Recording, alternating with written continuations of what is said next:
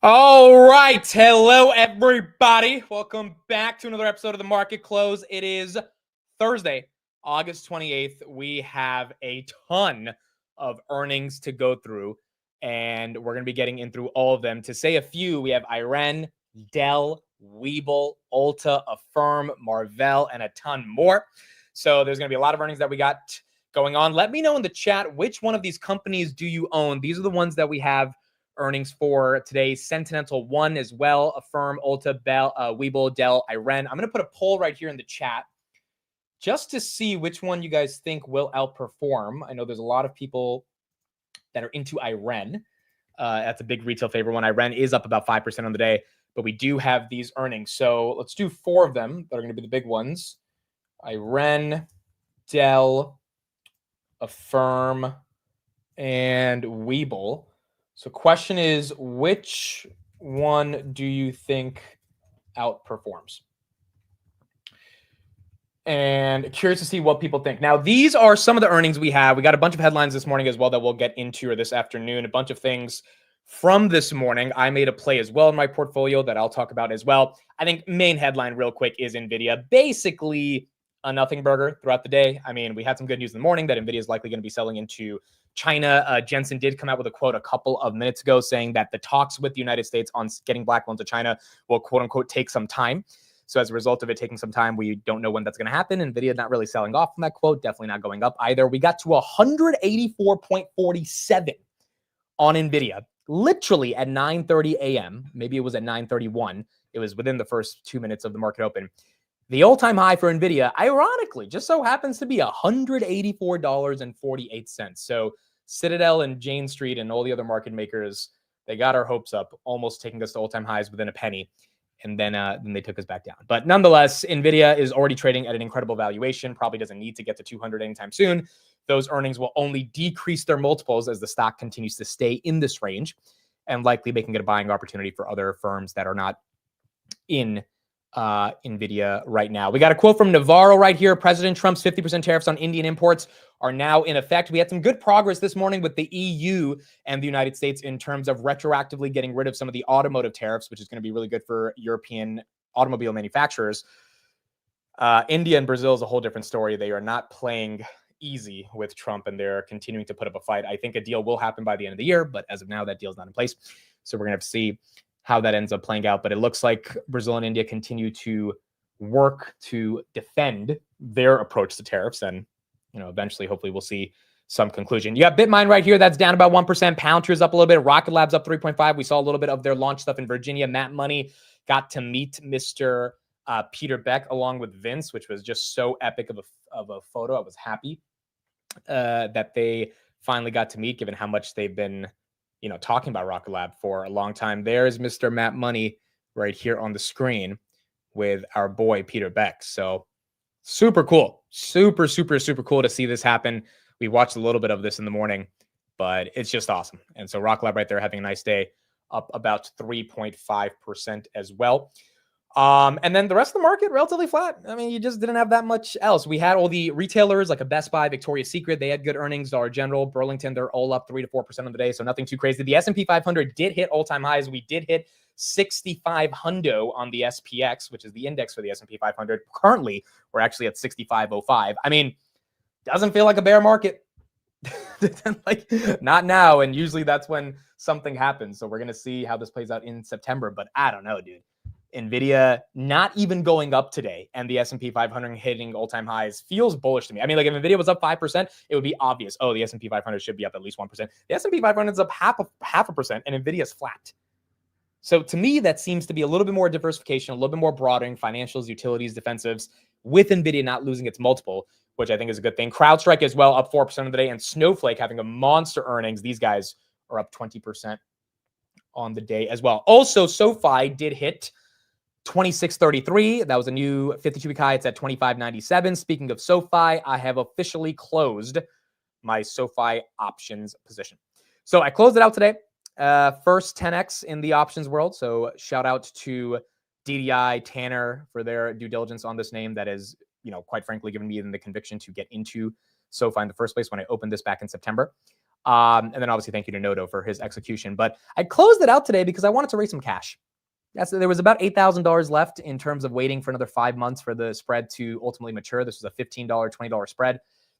Another 8,000 would be fine, but cashing in that 40,000 right now and then being able to deploy it if we do get some dips in September was a little bit more juicy to me in terms of what I could do with that cash instead. So have not used that cash for anything, but it's always nice to raise some cash. Was running a little bit low on cash. I did buy almost 1,500 shares of BMNR over the past couple of days. So I thought, let's lock that in and then we'll see what we have to do.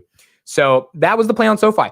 Official 10X, that's done. Got that in the books, and we're going to see what happens. Now, my year-to-date, I'm not that worried about the taxes on it because my year-to-date was actually negative in terms of realized losses because I was rolling so many covered calls from like 5 months ago that a lot of those rolling of the covered calls, when you roll a covered call, you're buying to close a contract and you're selling to open a new one, but the premium you get from selling to open a new one mitigates what you have to pay to buy the original one, but the call that you're underwater on that you're buying, that's a realized loss. So from a tax perspective, I was actually negative year to date even though my portfolio is up like 90% year to date. And so now I'm positive year to date based on these spreads, but I'll probably roll some covered calls in December and make it negative again. And so from a tax perspective, not too worried about that, but we do have those gains that are locked in. NVIDIA right here, 180.67, Webull 1465, Open Door is up 7%, Rocket Lab's up, that's up 3, and then Palantir, that's up a little bit. Marvell, this is another one I know people are thinking about, 7807, that's up 4%. 31% of you say Iren is going to do the best outside of Dell, Affirm, and Bull. So let's do another poll right here with Marvell and Iren, since Iren seems to be the winner from the previous one. We don't have a Google court decision yet. We should be getting it this week. Some people thought it would happen today. But so far I haven't got it today. Maybe we'll get it at the bell. But so far, not yet. Hopefully later this week. Wow, 50-50, Iren and Marvell. All right, now it's almost 55-45, Marvell. I think a lot of you guys have Iren. This one's become a retail favorite in the hyperscaler space. They were a Bitcoin miner. This stock was 11 year to date. It is up 124%. It's obviously done very well.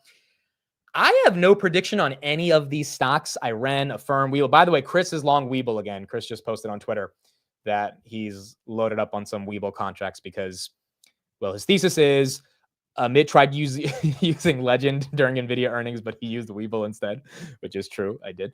Legend just sucks at showing you the after hours movement. I don't know why they don't show the after hours movement correctly. But he said, also been using the platform, still love it, still have most of my funds in Hood and Fidelity, but Bull has some of the best charting screeners and trend identifiers. That is all. So look, I'm not in this. I hope it does well at $14. Do I think it's undervalued? Yeah. Do I think it's like egregiously undervalued? Probably no. If it was more at 10, maybe yes. But we're in a bull market and Webull should be picking up a lot of options activity. So it's hard to imagine that Webull doesn't have a good earnings, but we're going to see what happens on those earnings. FICO, this one's having a great day. This one was almost left for dead a month ago. So whoever loaded up on this one, also not doing too bad. FICO right there up 6.1%. This is not a name that moves that often, 5 or 6%.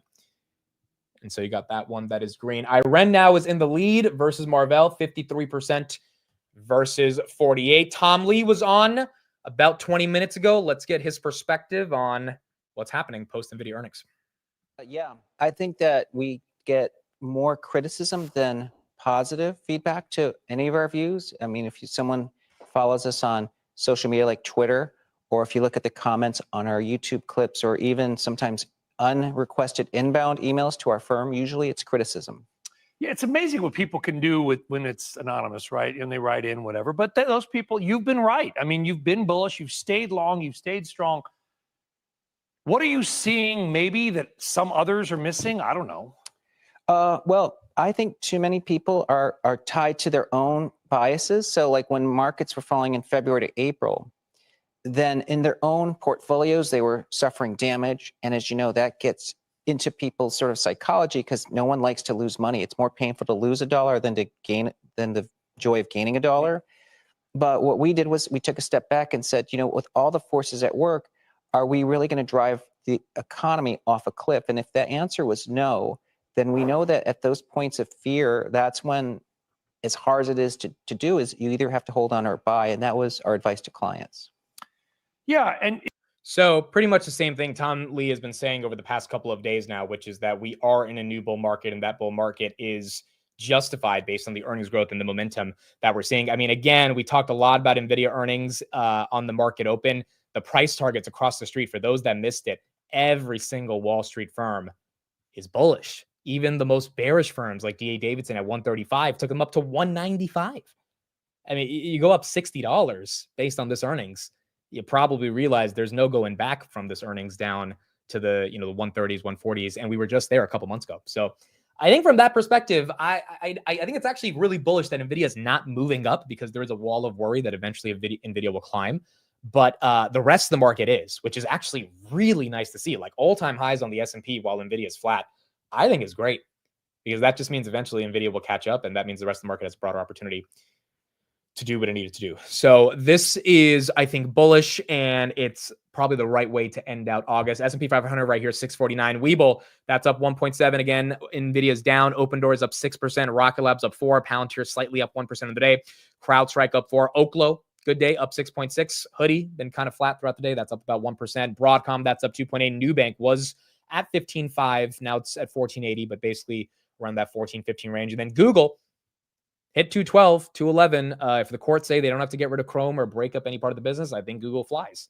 I don't think it's priced for it at all. So we just have to see now what this court decision looks like, and then we will keep going from there. At 4:30, we're going to have someone come on to do some technical analysis. I told you guys about this a couple of days ago. Real Blonde Broker is her name. So she is another TA person. It's not going to be super long like when we do with Jason. It's going to be like 30, 40 minutes. We're going to do a couple names, nothing too crazy. But she'll be on, and we'll go through some TA with her after all the earnings. And that's what we'll get once all the earnings are complete for today. But we got a lot of earnings. Now, am I missing anything on this list? Take a look at the list that I have up right here. I think at 4 p.m., it's likely going to be madness as these earnings come through. Dell, Iren, Webull, Ulta, Affirm, and Sentinel-1. Am I missing anything? I feel like I'm missing a couple. Do I have Marvell there? No, I don't. How do I not have that? Okay. Marvell, that one, let's put up there. And I think there's some obscure names. Oh yeah, ESTC. That's the search Elastic. Yeah, the like SaaS search engine. That's up 5.7%. Gap, also have Gap. AMD is not reporting today. AMD is not reporting today. There you go. There's Gap. Okay, cool. So those seem to be the main ones that we are looking at. In terms of BMNR, I mean, look, ETH is kind of flat today, so you could imagine BMNR going flat as well. But I think day-to-day price action, you got to be bullish ETH, right? So if you're bullish ETH, BMNR will do well. If you're not bullish ETH, BMNR probably doesn't do well. It's close to trading to NAV. I think $40.50 is its new NAV. They did buy another $200 million of Ethereum this morning. They have $775 million in cash. So I mean, this one kind of chilling out around 45.28. We did some analysis on it last or this morning. Last time you had a 10% drawdown on BMNR, it's because of the pipe shares that got unloaded. It went down to 27. It consolidated for a week, bottomed, and then went up to 70. Now it's back down to 45, but still almost an 80% gain from those lows.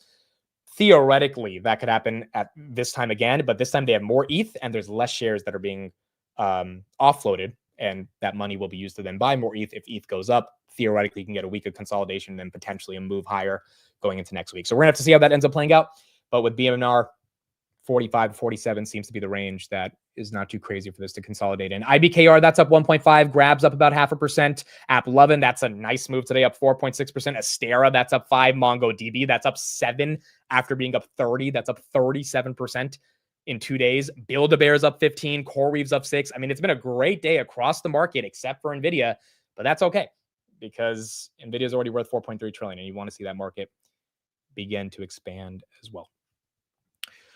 All right, folks, here we go. We got 20 seconds. It is going to be a violent earnings after the bell. We also have Autodesk. That is correct. I'll add that to the list. And let's see what we get. 52% of you say Iren over Marvell would outperform. It's time to see what we get on earnings. Thank you, everybody, for being here. It is Thursday, August 28th. The stock market is now closed.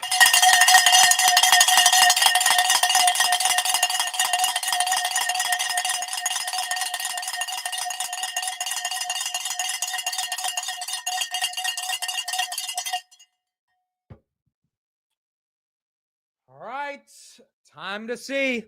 Time to see what we got. We should be getting some moves really quick after the bell. SoFi right here did get the $26 close. That was at like 25.80, so it did get a bounce above 26. Second time closing above 26, not too bad. S&P closes at an all-time high, 648. It was at 649, but basically at all-time high is 0.34%. The first all-time high close on the S&P.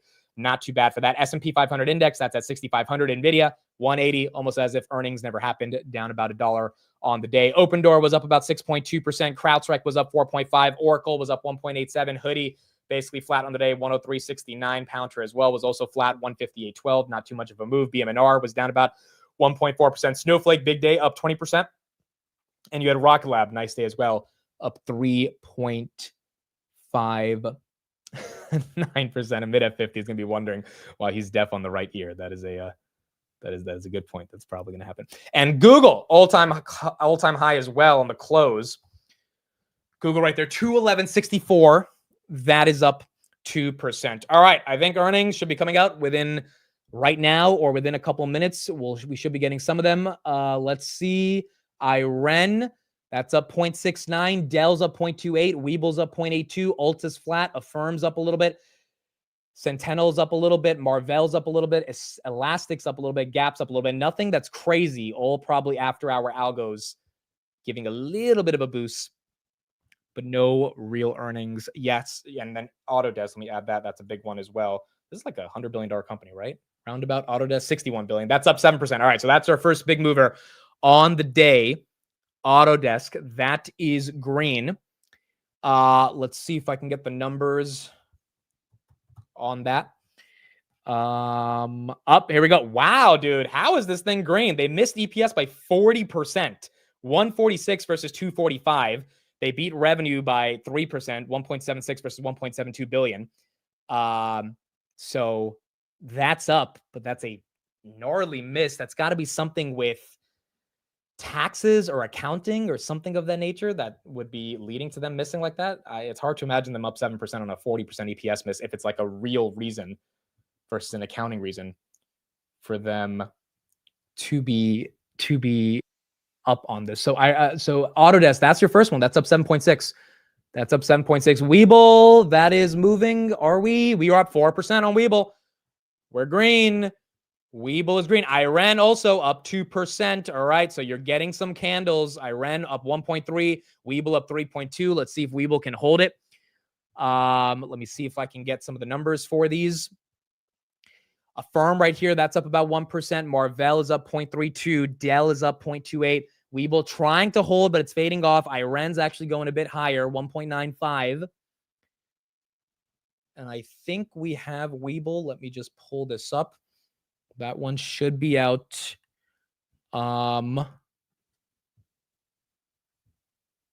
Okay, 5 cents of EPS. Revenue 135 million, up 46% year over year. I think this is their second quarter of being public, so they don't have any year over year estimates for EPS. Iren though, that's up 4%. So Webull looks like they get a beat on revenue. 46% year over year growth. That's incredible growth for Webull. So I mean, I could understand why that one's green. That's up 30%. Iren is up almost 6%, 24.33. 24.33. I don't have the Iren numbers out right now. Some of you guys are saying the website's crashing for Iren because too many people are checking it. They probably didn't post it on their website yet. Oh, no, Autodesk. Okay, so that 40% revenue, 40% EPS miss turned into a beat by 7%. So the original numbers were wrong. Now it makes sense why Autodesk is up. Wow, Iren 8%. So Autodesk, they beat by 7% on EPS. So it's not a 40% EPS miss. Those original numbers were wrong. That was corrected. 262 versus 245. That's why that's green. Iren, though, looks like, I don't have the numbers, but it looks like it had a hell of a beat. 25.20. That's up 10%. Webull as well, up 7%. Both of these getting some love. Autodesk up 10%. Elastic's up a little bit. Marvell don't have those earnings yet. Affirm, that's up 1%. Don't have those earnings yet. But Webull and Iren are doing their thing. Iren, let me see if I can get these numbers. I don't see them yet. Oh, this is good, dude. I think a lot of you guys have Iren, so it's very nice to see this one make a move. Also, this one's already up 100% this year. So, like, the fact that there's more juice in it just means these numbers might be good. Okay, so one thing I have on Iren, they have expanded their GPU fleet with a $168 million deal with NVIDIA. $168 million deal with NVIDIA. Iren adds 2.4K NVIDIA GPUs, boosting its AI cloud capacity to 10.9 thousand units with a new 10 megawatt liquid cooling facility underway. Revenue beat 187 versus 186 year over year. That's up 255%. Iren fading off a little bit. Looks like they beat revenue by $1 million. Not a crazy beat, but they did beat. That's up 255% from 52 million last year. That's a massive move, likely because of data centers, not because of Bitcoin mining. But overall, seems like we have some growth. Net income as well. If I'm not wrong, it looks like they did 176 million in profit. Net income, no, 86 million in profit. 86 million. It looks like you have. So they are profitable. They lost 28 million last year. Looks like they are profitable on this one. Is Dell moving? We'll get back to Iren in a second. Marvell, that's down. That is down. Okay, so it's down 4.83%. That seems like maybe it's trying to recover. That's up. You see that green candle right there, bottoming at around 72.40. Dell's up 2.4. Marvell's down 5. Elastic's up 20. This is like a search engine for enterprises. That's like how I understand the product. That's up 22%. That's green. And then Webull is up 2. Webull did have a pump to 16, then it lost it. Affirm's tanking. No, Affirm's up. Affirm's up 5. Maybe it looked like Affirm was tanking, but now it's up 5. 4.7%. 4.7%. Webull's up 2.7. Iren is up 8. Iren so far in Autodesk are doing the best. Gap is flat. Marvell, okay, earnings 2 billion versus 2.01. That's a miss on revenue. EPS 67 versus 67. That's a beat. So they missed on revenue by what seems like something that's inconsequential. And they beat on EPS. That one's down 7%. There's got to be something in guidance. That one you don't like to see because that's a semiconductor name. Like, what are they saying that's making the street a little upset? That's something we got to find out because that's not the best to see. But still, that one is down a bit. Elastic looks like they beat on the top and the bottom, trying to get some more results on Iren. It looks like that $158 million NVIDIA deal is what's also getting the market excited. Here's what we have on Dell, and then we'll keep going from there. Yeah, Dell did beat Q3 expectations with $2.32 earnings per share on revenues of $29.8 billion, both above estimates. However, the company saw weakness in its PC segment, which really represents at least 50% of its exposure. As well, there was also some weakness in storage. The bright spot, though, was AI servers. Dell's COO noted in the release they've, quote, shipped $10 billion of AI solutions in the first half of fiscal 2026, surpassing all shipments in fiscal 2025, with demand remaining, quote, exceptional. The company did raise its AI server guidance to $20 billion for fiscal 2026. But despite that, the outlook, you had a weak Q3. Dell issued weak Q3, but they did issue strong full-year EPS guidance, signaling a lot of strength in the fourth quarter. And this really reflects seasonal patterns for Dell and their storage business, which typically performs well at year-end, plus Dell's IP, intellectual property portfolio, also driving higher margins. So it's a little bit of a mixed bag, but AI is doing a lot better. And you see the shares are turning around. Yeah, I mean, John? they're turning around and around and around, up and down. It's a People live don't know. one. Well, what do they prefer, the PC market or the AI server comments? Okay, so that's what we got on Dell. Sentinel-1, they beat 33%, 4 cents versus 3 cents expected for Sentinel-1. Revenue 242 versus 242. That came in line. Revenue's up 22% year over year. EPS is up 300% year over year. So that stock seems to be the one that's getting the most love in cybersecurity. Sentinel-1, CrowdStrike. I mean, it was a good quarter. Just wasn't like a blowout quarter. And Palo Alto also was a relatively decent quarter. That stock's up 4.3%. Marvell's now down 9%.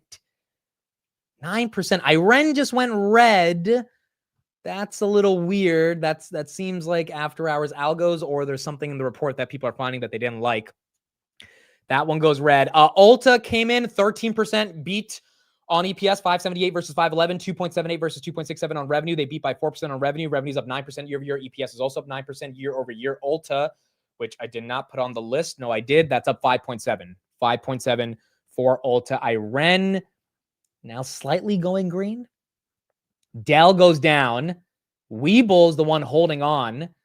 4.6, 1560, now 1530. Iren didn't miss on revenue. They beat by revenue by 1 million. Affirm is now going down. I have Affirm numbers, and Affirm numbers don't look that bad. All the stocks that are declining right here didn't really miss. Affirm, 20 cents versus 11 cents. That's a beat by 82%. On EPS, EPS is up 240% year over year. This is like their fourth quarter of profitability, I think. And then revenue, 876 versus 837. That's a beat by 5%. Revenue's up 33% year over year. Affirm stock is up 30% year to date. So it was up going into print, but Affirm now not being able to hold on. Webull is a beat. Yes, Webull is a beat on the top and the bottom. Well, Webull doesn't have EPS from last year, but at least on revenue, it's a beat. Against expectations. 1522, that's up 3.75. Nothing crazy besides Autodesk. That's the only one that's really moving. That's the only one that's really moving. Marvell reported 43% of net revenue came from China back in February 2025. They might be getting hit hard by Trump policy, perhaps. Yeah, that one is a bit confusing. I think we'll try to go to their website and get a little bit more of a detail for this one. Unfortunately, although they're falling, even if their name is Marvell, Spider-Man's not going to be here to save them. So, we got to see what's actually happening on these earnings. Again, they came in line with EPS 67 versus 67. Revenue was a slight miss, 2 billion versus 2.01. There's no way that's the reason why this thing is down 8%. Iren slightly up. This one's wonky. It went from 12% up to 2% down, now up to 3%.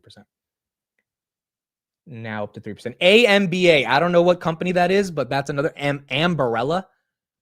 That's up 20%. This is a $3 billion company. What the heck do they sell? Ambarella. There's another semiconductor company. All right. I've never heard of this one. Let's see if we can get those earnings. AMBA. Ambarella. They beat by 200% on EPS, 15 versus 5.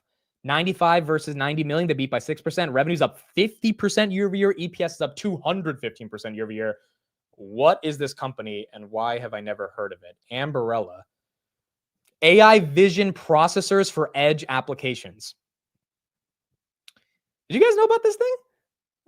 I did not know about this thing. I think Jason says, I think it's networking. AI vision processing from ADAS to autonomy with advanced driver assistance systems, smart electronic mirrors, drive recorders, autonomous vehicles, and more. Ambarella is committed to preparing you for the road ahead. I would imagine they do more than just self-driving networking, but it seems like that's what they're highlighting on their website right here. Okay, this is a $3 billion company, relatively small. Our technologies make cameras smarter, enabling features like person detection, object classification, analytics, and more. We specialize in the development of deployable, scalable designs for intelligent cameras, offering a proven path to mass production with network bandwidth. And they have a certain chip called CV Flow, which is an architecture to utilize on these cameras. Okay, well, that stock is doing very well on their earnings. Petco has earnings today. I didn't know they had earnings either. Let's take a look at those. Ambarella is up 18%. WOOF is the ticker symbol for Petco. That's up 15%. This is a $1 billion company. It looks like they beat on the top. EPS, 5 cents. They're profitable versus negative 1 cent expected. Revenue 1.49 versus 1.49. That's down year over year, but that is in line. I guess people are buying food from Petco and all the other things that are required for pets. Interesting. Okay, I did not know that one was having earnings today. See, again, another retail company, right? Like Petco, Victoria's Secret, companies that sell things to consumers, showing that they can beat on the top and bottom, or at least come in line with expectations, proving consumer expenditures might not be that bad. It might not be that bad. Woof right here, that's up 16%. The most obscure companies like Woof and Ambarella that I didn't even know had earnings today are the ones that are crushing in their stock prices. Elastic as well, that was up 20, now it's up 13. Marvell's down bad. Affirm's down 2%. Ulta's up 7. This company does not move 7% that often. That's a big move for Ulta. Warren Buffett did own a ton of this back in like the 450s, but he sold about a year and a half. It's about like September he sold last year. It's almost a year ago. Webull's up 3. Dell's down 5. And Iren's up 3. What happened to Dell? It looks like their guidance on operating margins, from what I heard, seems to be the issue. They did say, the Dell CEO said, demand for our AI solutions continues to be exceptional. So do you have a quote from Dell saying that demand is not slowing down? which none of these CEOs in AI are going to say this, but can they make a margin from it? I think is the deeper question. Marvell and Ulta, let's get some coverage on that, and then we'll keep going from there. After it raised its full year outlook for both sales and for earnings. It reported revenue of $2.79 billion compared to Wall Street's expectations of $2.67 billion. And on the earnings side, it reported earnings per share of $5.78. It's not clear yet if that is comparable, John, but same-store sales were up 6.7%, and that was more than double the street was expecting. It's also worth noting here that Ulta is a stock that investors have been paying attention to and liking because it doesn't have as much tariff exposure. Last quarter, they spoke about how only 1% of their merchandise they sold last year was directly imported. So that's an interesting detail to note, John, and it makes them stand out from other retailers. Melissa, thank you. Now let's find out what's going on with Marvell Technology, those stocks under pressure. Christina Partsinevelos, how do the earnings numbers look? Hi, it has to do with the revenue line. So earnings per share came in at 67 cents adjusted, which was a 1 cent beat compared to estimates. And this is a company that makes custom chips primarily. The revenues for the quarter came in line with estimates, but it's the Q3 revenue guide at $2.06 billion, which was slightly less than what street analysts wanted. We have to keep in mind, too, the company did post a sale of their auto Ethernet business that actually just closed in the quarter. So that doesn't necessarily mean a clean guide. And there has been some worry about share loss with Amazon, one of their customers too, but you can see shares dropping dramatically, 8%, most likely on that Q3 revenue guide that was weaker. All right, eager to hear more about that. Christina Partsinevelos, thank you. Okay, so there's probably more to the Marvell story. CEO says custom AI design activities at an all-time high, which is the core of their business. Seems like there's an acquisition that's part of the accounting for this quarter. Iren right here is up 4.5%, but that stock, there's got to be something else in that report that's getting the street upset. Marvell, by the way, still down 20% year to date, so or 25%. So, I mean, they just needed to say something good for this to turn around. It's kind of stuck like Micron, dude. Marvell and Micron. You would think these are important companies in the age of semiconductors or in the age of AI, given the role they play with semiconductors, but not getting that love. Iren right here, again, they beat EPS by 111%, 40 cents versus 19 cents. Revenue, slight miss, very slight miss. Basically not even a miss at all. But revenue's up 200% year over year. EPS is also up 260% year over year. So it's not like this company is not doing well. But Iren right here, and again, Iren was up double going into the print. So Iren is up 3%. Webull up 1%. We thought Iren and Webull would be leading the way. It ended up being Ambarella and Woof, which is Petco.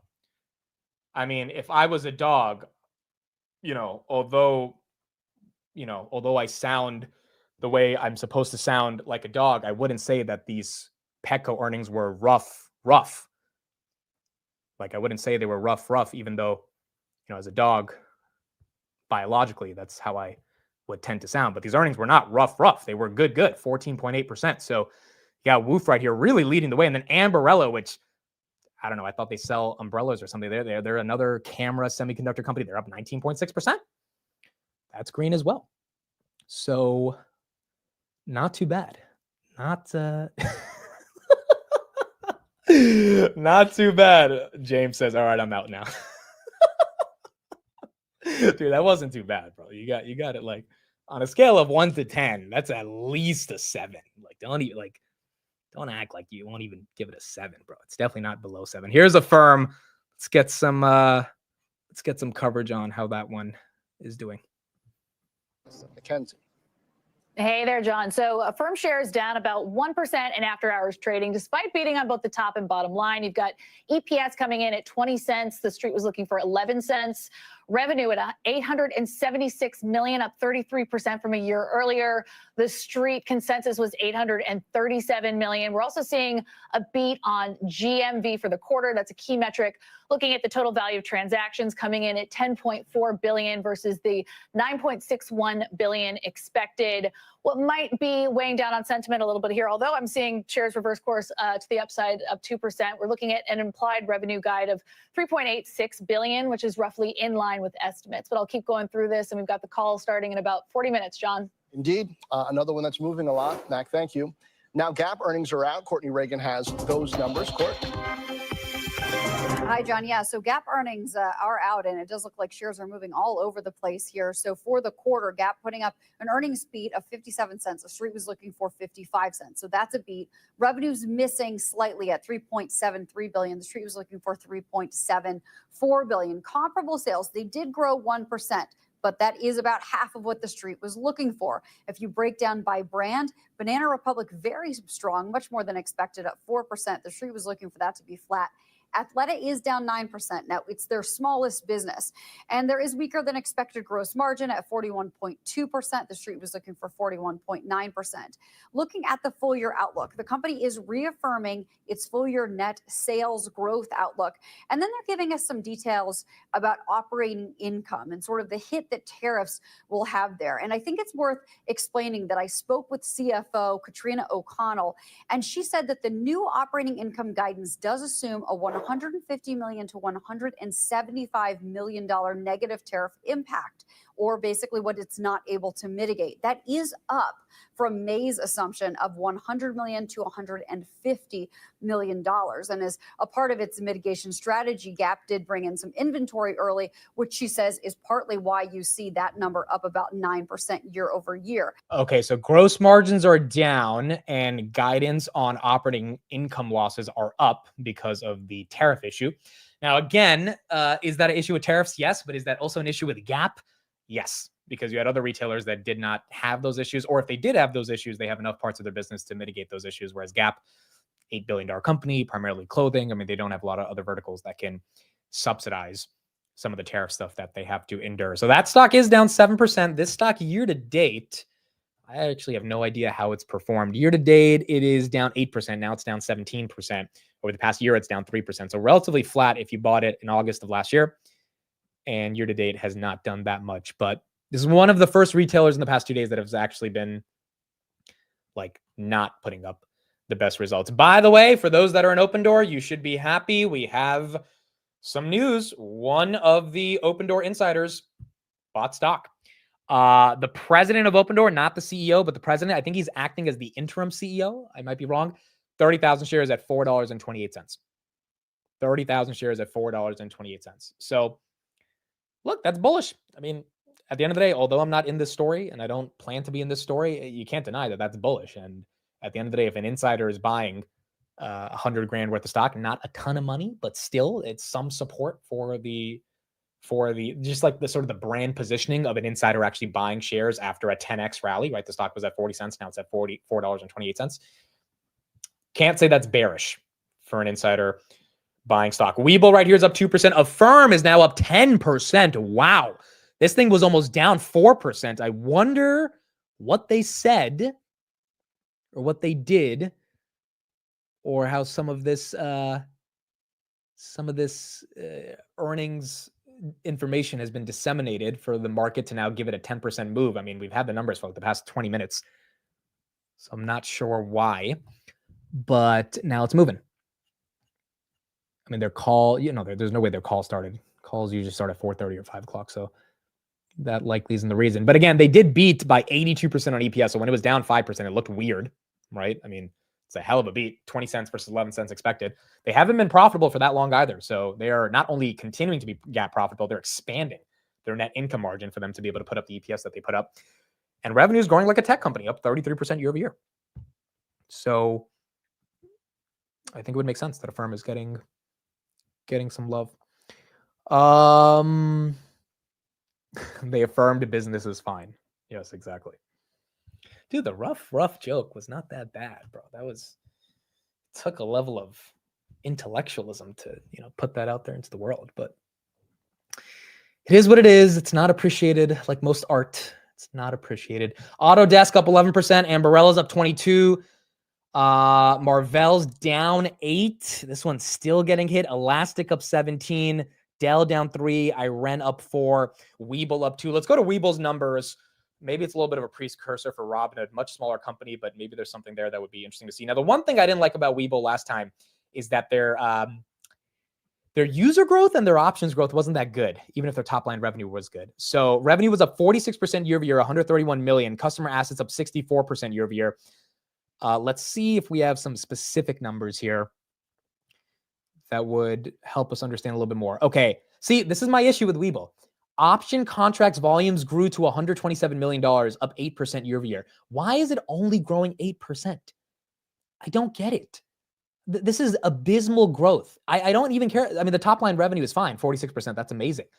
But this thing should be growing 50%. Like, why is equities up 58%, which they don't make as much money on as options? None of the brokerages make that much money.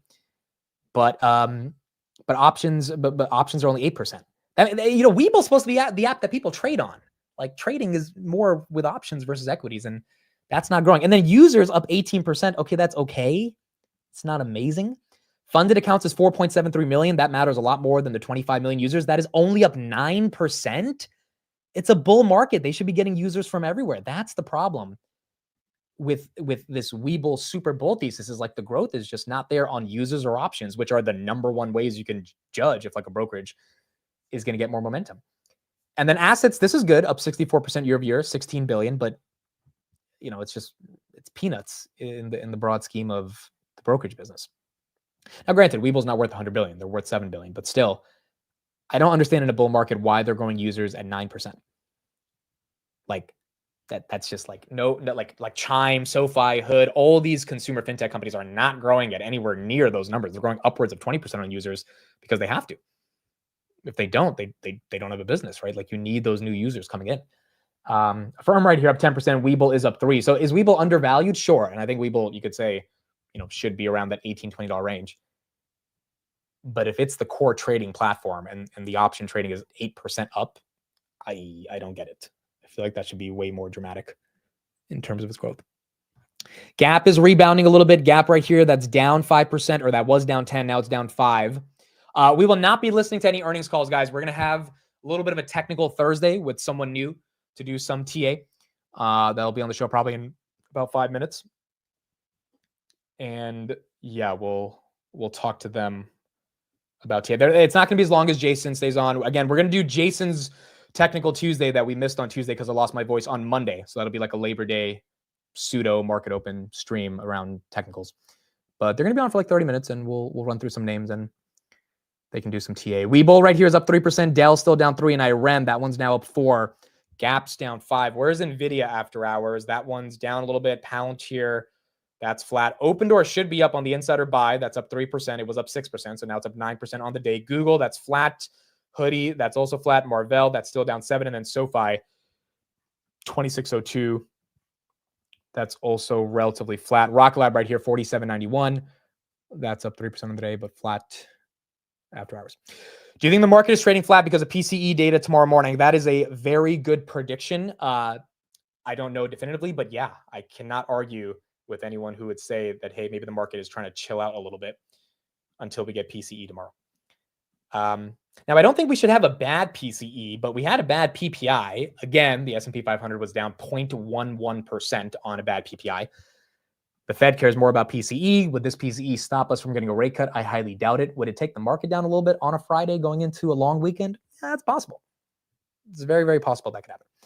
So maybe that is one of the reasons why we were flat on the day.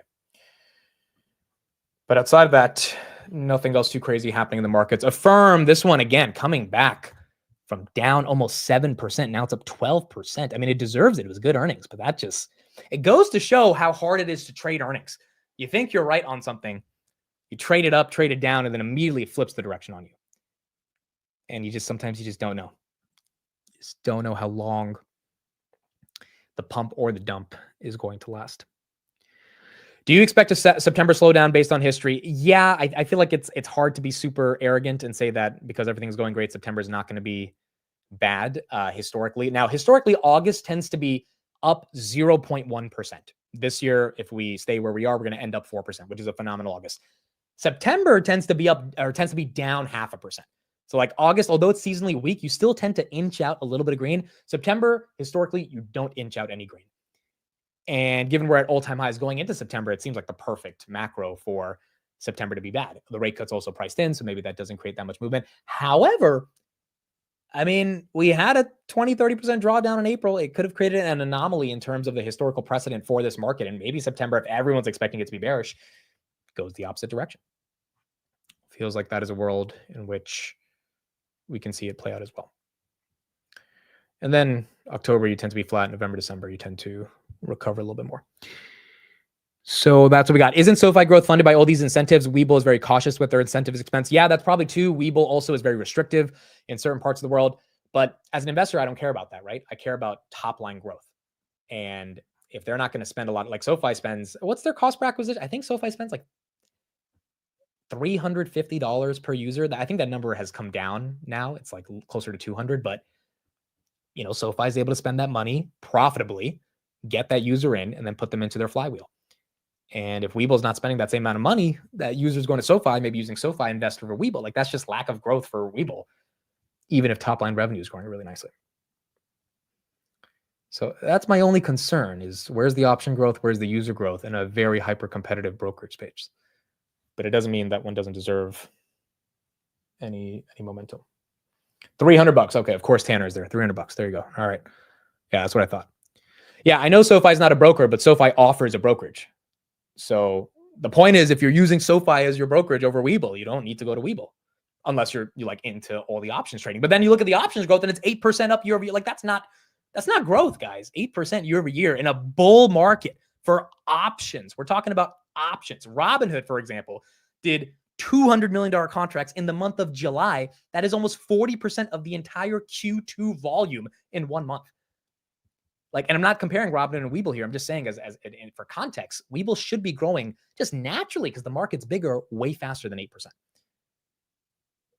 That part is confusing. Amberella is up. Amberella is up. I've heard of this company. Did anyone know about this company? I think a lot of us heard about it for the first time today. Amberella, that's up 19%. I've heard of Petco before, but I didn't know they had earnings today. That's up 14%. And then Elastic, that's up 23%. So some of the more obscure companies getting some love today. Affirm's up 10%, Webull's up 2%, and then Iren holding on to up about 5%. Yes, I know I use Webull for the charts. That does not mean the company itself is better than Robinhood. Like, how does that argument make sense? You use Webull's product, therefore Webull's better than Robinhood. Come on now, that's not an argument. That's like, yes, that Robinhood's legend, I can critique Robinhood. Legend does not work as well as Webull's charts. That does not mean that Webull as a company is anywhere near the leagues of Robinhood, right? Especially when you look at the growth, right? Like if I'm using Webull charts, everyone should be using Webull charts and should be trading on Webull charts, but no one's trading on Webull charts when you look at the options growth up 8% year over year. That's the confusing part to me. But they do have decent charts. Do you know Bull will get into the S&P 500 before Hood? At this point, probably. At this point, probably. All right, folks, let's get someone new onto the show and get some of their thoughts. So this is someone I told you guys about on Monday, Real Blonde Broker. They are a TA person, technical analyst, however you want to say it. And I think I did a spaces with them a while ago. Probably this was back in like the summer. And super awesome person. We got to connect online. And so she will be on the channel. And we're going to take some tickers suggestions. We're going to do PLTR, NVIDIA, Hood, and Tesla, kind of some of the four main ones. It's not going to be like 2-3 hours like we do with Jason, but we'll take some tickers from the crowd. And then we will try to see some of the TA thoughts that she has on those tickers as well. Ladies and gentlemen, Real Blonde Broker, RBB. Hey, how's it going? Can you hear me? I can hear you. Can you hear me? Yes. What's up? How are you? I am great. I think it's been like about 5-6 months since we did our Twitter spaces a while Yeah, ago. I think so. Yeah, it's been a while. I think it was before Hood moved.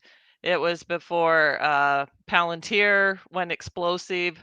Yeah. In fact, I kept teasing you about PLTR because I was calling it a meme stock. And memes can run. So, it did. Yeah, and so that must have been the summer of 2024 then. That must have been a while ago. Yeah. Yeah. Yeah. Well, I think the space was more current, but it had a nice run and then it had a little bit of a pullback, I think, to 70, and we all bought that again, and then it really started to run. So a lot of history between us on Palantir. So All lots of right. So fun. before we get into it, and you can just press that middle button on StreamYard, share screen, and that'll pull up, I think, your trading view, which is the Let's see, on present. yeah. Oh no, on share screen. So Oh, the wait. middle button near the camera. And then when you press share screen, it'll pull up your tabs, and then you can pull up your trading view. Oh, okay. And while you do that, I was going to ask, kind of just to give everyone a little bit of the background of who you are and kind of where you came from, and I guess when did you get into investing in the first place? Okay, I hold on. I can't do these two things at once. So I'm getting there. No, you're like me. You're like me. Yeah, guys, we're gonna do Palantir, Hood, Tesla, NVIDIA, and then we'll get all the other tickers that are in there as well. Yes, she has no camera on. She's anonymous on Twitter as well. So unfortunately, you guys will not be Okay, able to see her. so my There you go. screen should be there. Perfect. Okay. Perfect. Okay, yeah. So before we get into it, I guess, yeah, when Okay. did you get into investing in general? Okay, so to give you some history, I have been investing for about 6 years now. I got in it with my father. So he's a big investor, taught me stocks. That's all we talked about at the dinner table. It was me and 4 brothers, and they would talk about stocks every day. I don't think they ever thought I would become the stock trader. And originally, I wasn't. Originally, I was in PR with tech clients. So that's why I love tech stocks. That is my background. I love it. And I just decided to move to stocks instead of the, dealing with the clients every day, and have really enjoyed the pattern part of it, the analysis of it.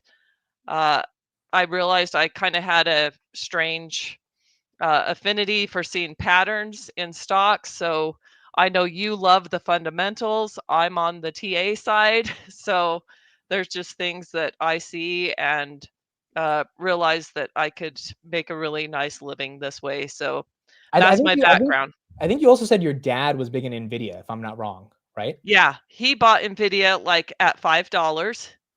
He had a grandchild that told him that this is such a cool video game company. He should invest in it. And so, thanks to the tip from one of his grandsons, he bought NVIDIA and just held it. And I just told him, don't ever give that up. So Yeah, well, it's worked out. and I wish I had been in stocks at that time, and I really hadn't. But I bought NVIDIA about as soon as I could, which was around 240 pre-split. So I have a lot of NVIDIA too. It's like my number one stock. I love it. I love it. Guys, her Twitter right here is in the chat. We got a lot of her followers right here. Just Awesome. Hello, singing. everybody. You're one of the TA people that I see a lot of people love to follow. There's like you and Shardy. There's a couple of these people that like people really enjoy, and they take your TA very seriously. So happy you were on the show today. So let's start with Palantir. I mean, let's do like 3-4 minutes per ticker. What are you thinking on Palantir? Okay. So here's my Palantir chart. I think it's in a downtrend right now. This is a 4-hour chart. I think it had, a intermediate top here around this 190, 200, really struggled, came down. I mentioned that, I thought it would bounce around this 140, which it did, got a nice, $24 bounce. This to me is still a bear flag. You could go in and add the lines. That's still a bear flag. It holding that 152 has been critical. It could still kind of bounce as the market bounces, but you just talked and mentioned this September pullback, which I agree with. And I think Palantir isn't done correcting. I think it's still going to come down, then, get a bounce mid-September, beginning of October, and then finish the down move towards mid-October, and then, have a beautiful run after that. So I'm, watching this 152 to 155 area on Palantir, but we'll look to short it if there's that weakness in the market comes.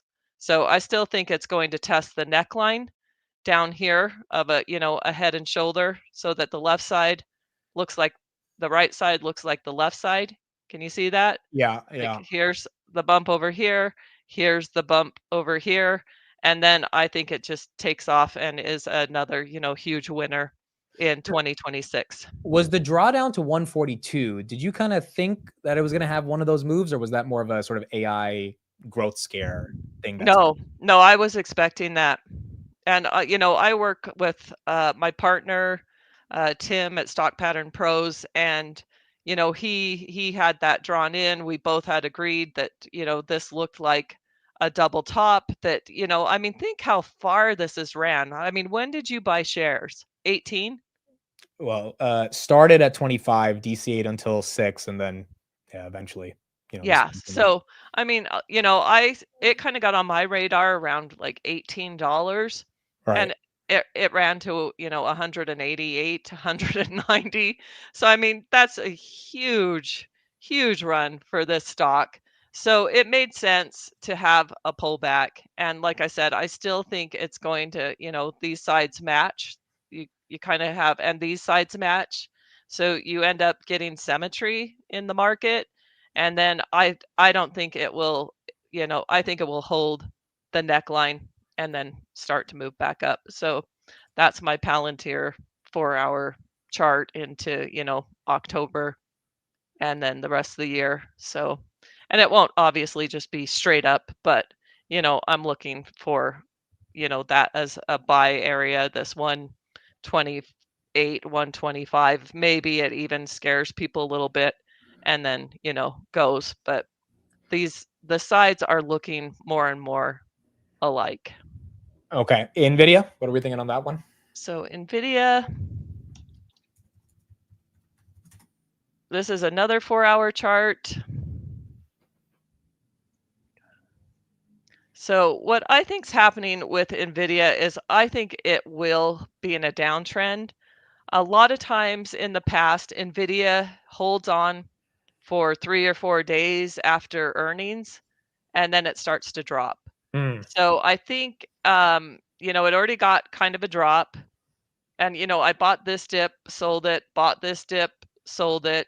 So I've been buying, the dips and flipping this, but eventually I see it forming a harmonic. And I think it will come down to around, 160, 162 to 158 through September, get a bounce. Could be, 172, maybe a little higher. We'll have to see. Then, come form the next leg of the harmonic. And then I think it goes for 5 trillion mark into November, December. Maybe it's a Christmas present. I don't know. So September, is there a technical reason you think it goes down to 158, or is it a fundamental September bearish seasonal reason? It would, well, NVIDIA matches the SPY chart. So I'm expecting SPY to look similar to this. Right. And so NVIDIA has to mirror SPY. And it actually makes a lot of sense to me. They have that buyback and everybody gets bullish, and they have a lot of reason to. I mean, if they've got 60 billion to put into buybacks, plus the 15 billion that they still have from the original buyback, you've got 75 billion. But why would they want to buy up here? They want to buy their stock down here. So this is where I would, want to be buying as a company, as a investor, is, you want to buy it lower than it is. So, if you bought this 155 area and then you could get, 205, 215, right, that makes a lot more sense. Like, why would you want to buy 200 and then, it drops? Like, you want these dips to get positioned as a company in your own stock. And for NVIDIA, I'm assuming you have a trading position and then like a don't touch position. Yeah, no, I have my long-term stock that I don't touch. And then I have these ones that I've been flipping. Like the day that they mentioned, the China chips and the H2O, news, I was like, I bought it. When that hit that 169, 170, I bought it. But like that's a different position for me. I sold it when it bounced to like 178, and then the other day when it dropped to 170.8, I bought it again and I sold it right before earnings. So, when I'm up here in these higher numbers, I'm not looking to hold the stock. Now, if I can get this or here, I will hold again, Right. as another tranche. But yeah, right now I'm not looking to add to my lower shares. I mean, I bought this at when it was in the 80s, when it was in the 90s, 106, 110. So like I just have too much of a cushion now to want to buy this high. Okay, so you broke Nvidia's heart, you broke Palantir's heart. Tell me what I happened. know. I'm so sorry. No, it's okay. It's what blondes do, right? They break hearts. So Yeah, yes, we do. That's what we do. Well, and then the other thing is like, and people need to learn this. When you have Nvidia at these highs, you have to learn to sell premium. Or if Mm, you have stock, to do covered calls that are higher. And those were my two strategies that I discussed, that I'd mentioned on Twitter and also on my Discord. So I ended up selling the 175C and the 172.5C and made 90% today I because made my 185s were up 90% yeah, as well today. Yeah. right? Like it's just the go-to. And I wish retail, that's the message I want to get out to them. Like learn these strategies, learn these personalities on stocks, because it's so critical as they are, if they're going to be stuck, you just need to learn that strategy instead of like, and everybody thinks, oh, but it went and hit this. It doesn't matter. The premium is so inflated. Yep. The IV was 70% Yep. on NVIDIA options. Like you've got to understand that, or else, and they wonder why it goes to zero, even though it's in the money or that it's in their position. It's like they didn't buy time and they just got burned by the option premium. Someone on Wall Street Bets bought $600,000 of 185 calls for this I Friday. saw that. You saw that, right? Yeah. Oh, and they probably lost all of it, but like $1,000. Like, oh, that was so sad. Yeah. Okay, can we do Hood? What do we got for that in September? Yeah, so I'm not a huge Hood fan. I know a lot of people love it, but I don't love Hood. I just never invested in it. But so bear with me on this chart. I think it kind of looks like a fish or an eye, but I Yeah. think it's curving down, and I expect it to come and hit, around this 85, maybe even lower, and then start to move up with the other stocks. So I think Hood is starting to round down, and we're going to get, a move down on it. It should match the other stocks right now. It's really flattening here. It's, can't get above 117.9. Let me look at another Hood chart because I use other ones too. I just want to say no one should ever say I operate in an echo chamber, because my top 3 positions, you just told me you're going to fall by like 15% next month. So it is what it is, right? Everyone has different perspectives. Yeah, sorry. But yeah, Hood, 99, 96 below there. If it kind of starts to lose 96, then it's going towards And is this because you think it's a downturn? Like, what's the sort of technical logic behind it? I think, I mean, it's starting to lose kind of some of its key EMAs. I think September's just a pullback for the market to get repositioned for the, fourth quarter. So Right. mid-October to January. I mean, look how far we've come. We had 4,800 to 6,500 today on SPX. We are just really up high. So I just don't know, Hood, Palantir, all of those in kind of that same category that have been running together, they should all kind of pull back together. They move together as a group of stocks. And so I just think they will pull back. Okay, Tesla. What are you thinking there? So Tesla, hold pull This is it one up you trade this a time. lot, I think, correct? Yeah, I trade Tesla a lot. I am so torn on this one right now, honestly, and I've just been day trading it a lot. So a lot of people will tell you, it's over this resistance line, it's broken out of the triangle, and I mean, it looks good. I did calls on Tesla today, made $2 per option on them, so I'm playing it. I have I have like I said, this one is so hard. I have two theories. Either we kind of come up here towards the top of this cup around 370, 371, and we reject. Sometimes Tesla does these cups and then it just like gives up and comes back down. So that's one theory. The other theory is that, we are done correcting and we just really start to move up and this, becomes more of draw here. By the way, real quick while you're speaking, I just want to say, guys, the president of Open Door just tweeted, we're all in on the long-term opportunity at Open. Actions speak louder than words. I'm personally buying more stock, and all members of our executive team have canceled their 10B51 selling plans.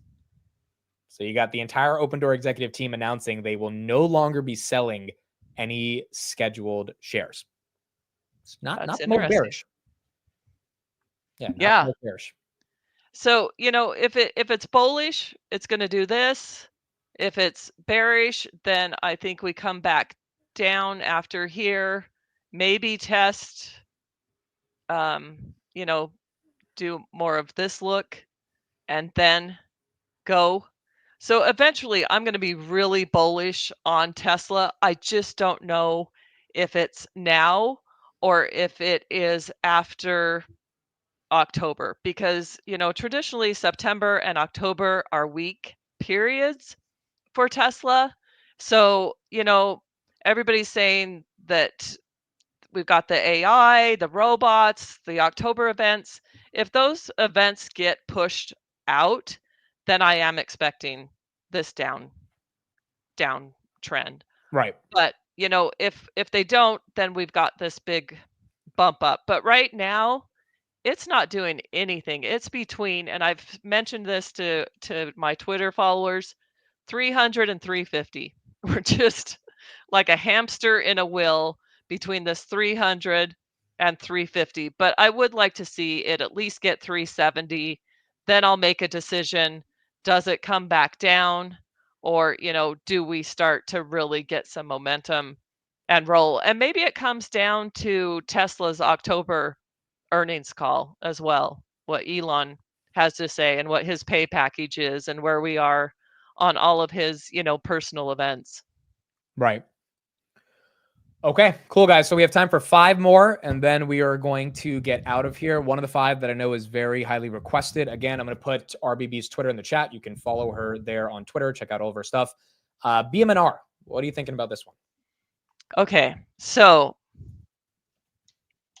I follow this really close. I've had some really successful trades on this. So let me go to like a 1-hour chart on it. While you're doing that, real quick, money market funds, we got the update today. They increased by 17 billion, even with the Powell pivot last week, which is pretty incredible. So 7.21 trillion are now on the sidelines for money market funds. Okay, so here's BMNR. I want to see it hold 44. I just want, or around that. It's got to, continue to hold this 44. What I'm hoping is that it's either, a Wyckoff or a harmonic. Like maybe this was wave 3 up. Can you explain This what a is wave harmonic 4. is for dummies? So harmonics are basically, I just drew one like on the Tesla chart. They're just ways to capture waves I mean, they're similar to Elliott wave, Yeah. like a wave 1, and then, you get the wave 2 pull down, and then you get a wave 3 up. It's just ways of mapping it, but you use a lot of fibs there's a particular, fibs that they pull down to. They have to have certain angles, and there's just ways to mapping them. So they're just prettier than fibs and prettier than just a wave. These So, waves have to do, the components of these waves, I would imagine, are the EMAs, the volume shelves, all of those things kind of go into how you discover what wave 1, wave 2, wave 3 a stock is in, correct? yeah, and fibs, like I'm fibbing stuff all the time, like here you can That would be your Fibonacci levels. yeah, so like I mean you're looking at fibs all the time. I need to put in smaller ones, and so but I do more on this chart. But yeah, on BMNR, if this was where we came down originally, so this is a little bit of your distribution.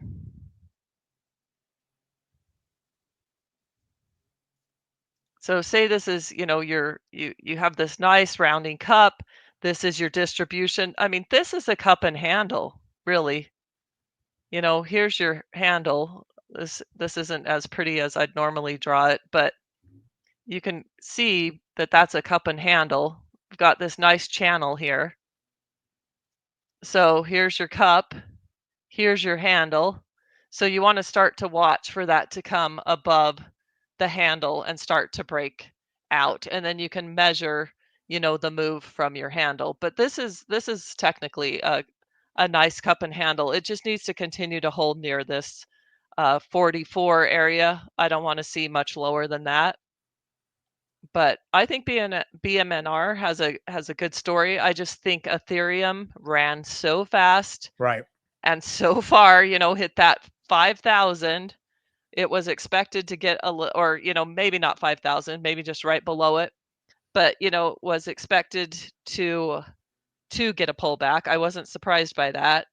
So I know a lot of people are frustrated with this stock and they want it to be $70 or $100, but I think it's just going to take time. But that to me looks like a cup and handle, or kind of that it's just setting up here. So hopefully, I don't know, if it goes against the weakness and we see crypto run why the markets pull back. Usually they go together, or if we're going to have to wait and just give it some time. But I like the setup. Okay, that's fair. SOFI. So that has just been a beautiful little runner. And I mean, you can basically draw the SOFI channel right here. Yeah, new 52-week highs today as well. Yeah. So, I just keep kind of channel trading it. I keep thinking it'll get more of a pullback, but it just, it got this one to about 21. I was hoping for closer to 19, but it bounced earlier and, had this really nice bounce. But this is looking good. I mean, I think SOFI looks strong, looks good, as long as the market and IWM can hold up. And the banks have been really strong, so financial names are doing well. So SOFI's looking good. Let me look on, I use some other charts here. So 26.65 is kind of its key now. And I would say, around this area that it needs to start to, I think it's following this channel though. That looks pretty good. Do you trade this one often or no? I have shares in SOFI. I just, with options, I just can't do as many as I wish I could. There's a point where like I'll just buy it as shares so that I don't have to worry about it. And that's kind of how I treat SOFI, because I was in it in the teens, and so I just keep moving stops up on shares. So it's looking good though. Got it. Iren. Oh, I love this one. I love this one. And today, the earnings, so beautiful, 25.5. And I was laughing with a friend because this is another one that I had shares in. And all of a sudden I realized it is my second best percentage mover. And I was like, why haven't I had options on this when, Yeah. my shares are doing so well? But really great name, new high. So I'd be a little cautious here as it, comes into the highs. I don't think it needs to be sold. I think it, has a longer story ahead of it, but it wouldn't hurt to have, some puts for protection into the fall and kind of see how that goes. But new high, really great name. Let me look at because you know how I use bands. So let me look and I can give like a better analysis on where it's running into And some issues. after hours, this thing is up 9%. So this one, yeah, Yeah. I mean, it fell almost 3. It's holding up on its earnings growth. Yeah, no, it looks great. I love this name. Affirm up 9%, Webull up 3%, S&P flat, Opendoor again up 3% on the insider buy, and then Bitmine up about 0.5% as well. Marvell is still down around 8%, guys. So, we have that high around this 25.5 on Iren. So that seems about right. But, really, really strong. Let's see here. For those asking for the Google DOJ updates, no update on that today yet. But yeah, that's just been a blast out. It basically did a cup, a handle back to, 15. I think that's about where I bought it, was that, 15. And now I'm up $10 on the Iren doing like a cup handle expansion. So looks good. Okay. Got 2 left. Nubank. I don't follow that. What's the ticker on that? Let's do one you follow then. Let's do one that you follow. Do you follow Grab at all? I don't, but I mean, I'm familiar with Grab. Okay, yeah, let's do a little bit of TA on this one. This one to me just feels like it's consolidating in a range and it needs a fundamental catalyst to move.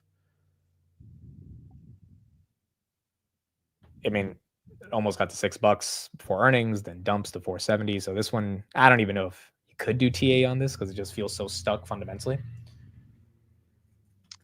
So what Grab really needs, this is looking good. Actually, this looks really good on the weekly. On the weekly, this is an inverse head and shoulder. It is building out a right shoulder currently. It's continuing to hold that 492, which is pretty critical to it. This is a fantastic head and shoulder, actually. So if this can continue to hold, then Grab, I guess it kind of depends on the market too. Hopefully it continues to hold this, but this is, let me switch to, if I switch to a weekly chart. And this is usually when people get the most bearish, when it's consolidating, but it's, cliche, but the bigger the base, the bigger the breakout, right? Yeah. So let me see here. I need to get up here.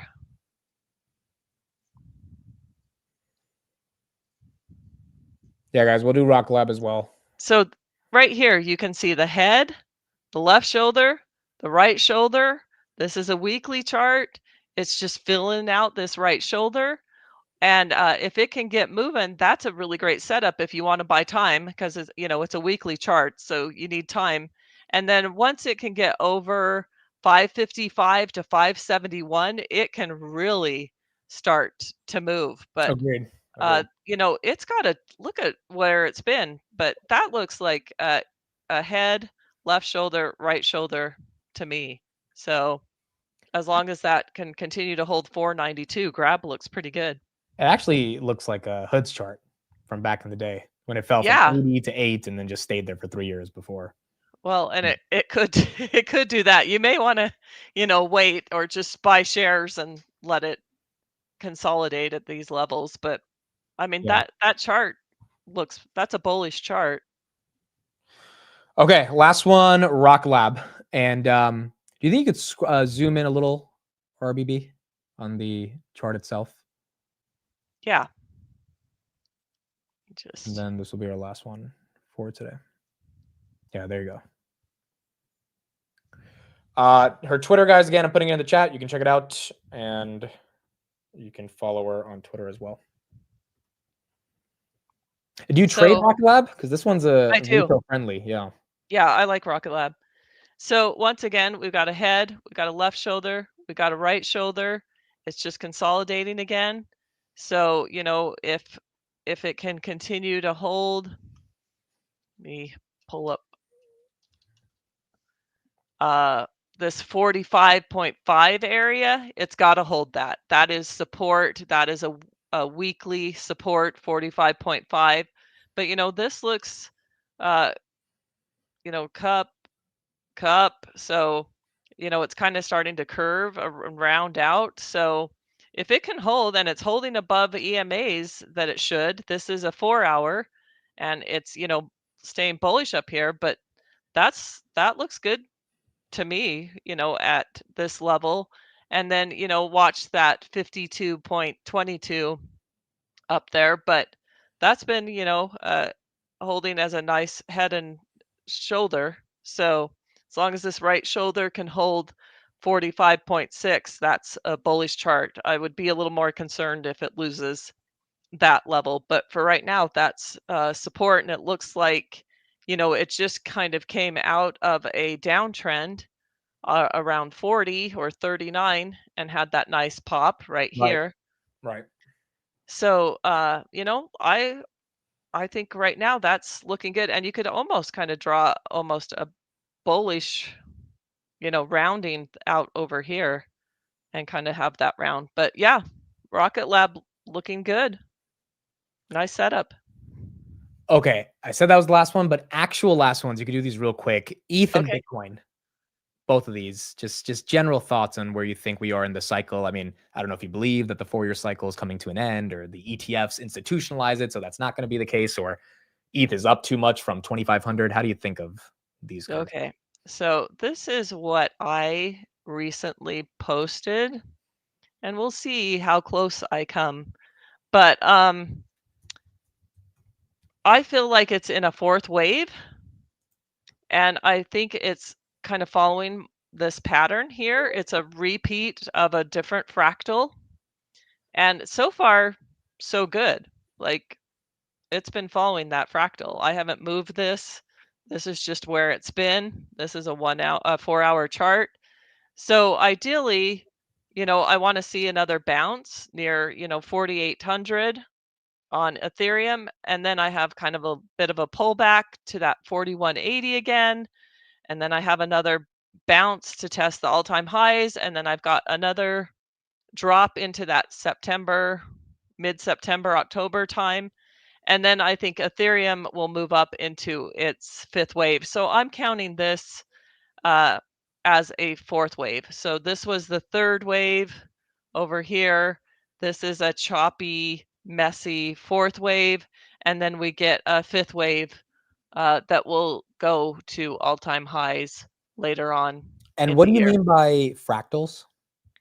So fractals are, if you take it where it repeats a sequence. So what I did is I basically took the wave 2 where it was, you know, chopping in the wave 2 further down here was like wave 2, 1, 2, and then it did this big, you know, 3. So I'm just copying the fractal from wave 2 and putting it as a wave 4, and they're not always identical. Like sometimes, you know, a wave 4 can be shorter if the wave 2 was long, or if wave 2 was short, wave 4 can be long. They usually tend to be opposite. So, but basically it's just sticking with that same fractal correction that it had at wave 2 that it's got at wave 4. So I counted this as, you know, this was a wave 3 top to that almost 5,000 where it just went crazy. And so, you know, so far so good. It's following that. So until it stops, I'm going to just leave it there. Okay, and then Bitcoin. But I would like to see, you know, like that 5,500 sometime later this year. Tom Lee did say this week we would get there. So I'm not with him, and I don't know if you saw my corrective email on Twitter where I was like, no, this is not happening, because that was my chart and I was going with my chart and not his. Yeah. But I don't see it happening. So we'll see. I know he's bullish and has a lot of reason to be, but I just think sometimes he gets ahead of himself. And usually it comes around, but just a little different time frame. So, and I don't know if you saw where I was like, it is not going to 10,000 this year. So He's at 10 to 12,000 this year. I mean, yeah, I'm hoping 5,500. So you know, so this is my Bitcoin chart. I wish the people that follow me know that I do a lot of Celts and I post those. So that's what I'm looking at the same time. So if you what are Celts? the Keltner channels, very similar to Bollinger Bands. Okay. And where the bottom and tops are and the squeezes. So you're not seeing that on my trading view, but these are a little cleaner charts than my other charts. So they, look better. But for Bitcoin, I had said that I wanted to buy between the 107 and 109 range. I finally got it this week at this 108,700. And then, we got this nice bounce up to 113,000. I don't know if the correction is over or if this is just the start, and we go back and test. The big key is going to be this 107,800 area. As long as that's protected, then this will be a new bounce and movement up in Bitcoin. If we lose that 107,800, we can easily fall like another 10,000 points to 97,000, or even test the 100,000 again. And I wouldn't be upset about that. Honestly, I would just buy more. I already bought some on that 108 drop, but I would put a lot in there because I think that would be pretty close to a near bottom for that to, run and make some record numbers. So just kind of watching Bitcoin, getting this bounce. Is it a real bounce? I don't know. I yet to be decided. It really needs to,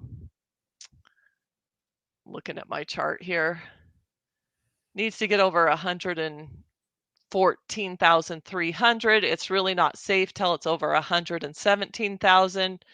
So, it's gotten kind of beat up here. It's really still in the channel. So you can't say that it's breaking out yet because it's not. Like if I move this over,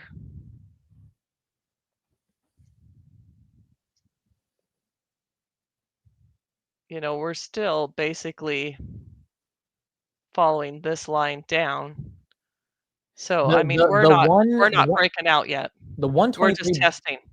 the breakout of 123, did you think that was reasonable or that was just like a failed attempt in July?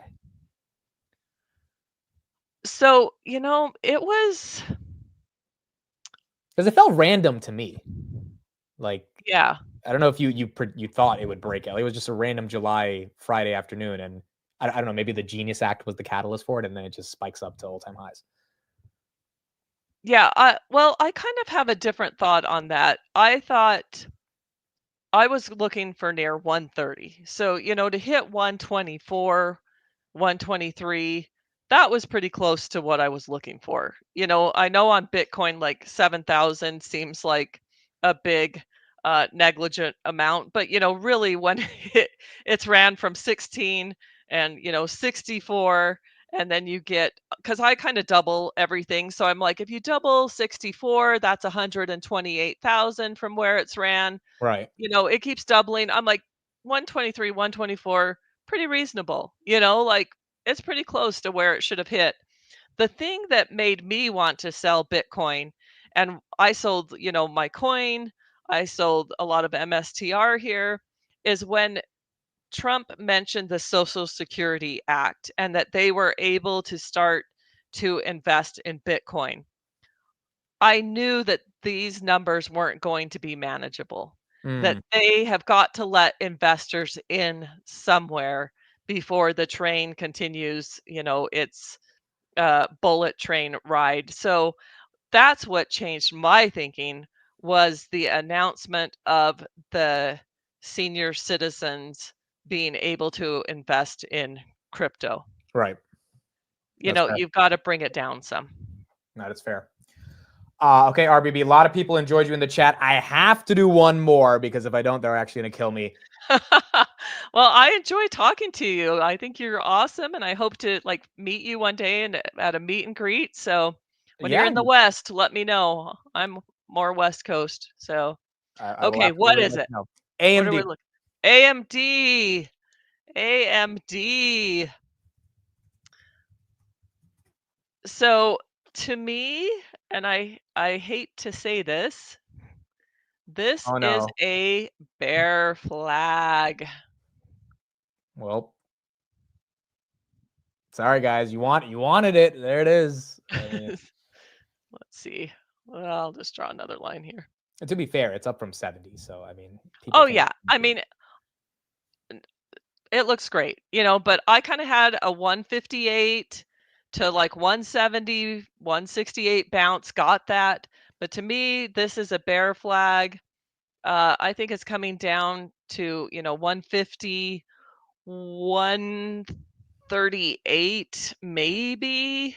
So, if it got into 150, I would look at it. 138 area, this is a buy and leap time again for me. So, these are my two fibs. This is my fib up here, 165, 150.38, 138.75. But this looks like distribution to me. Go look at a Wyckoff distribution.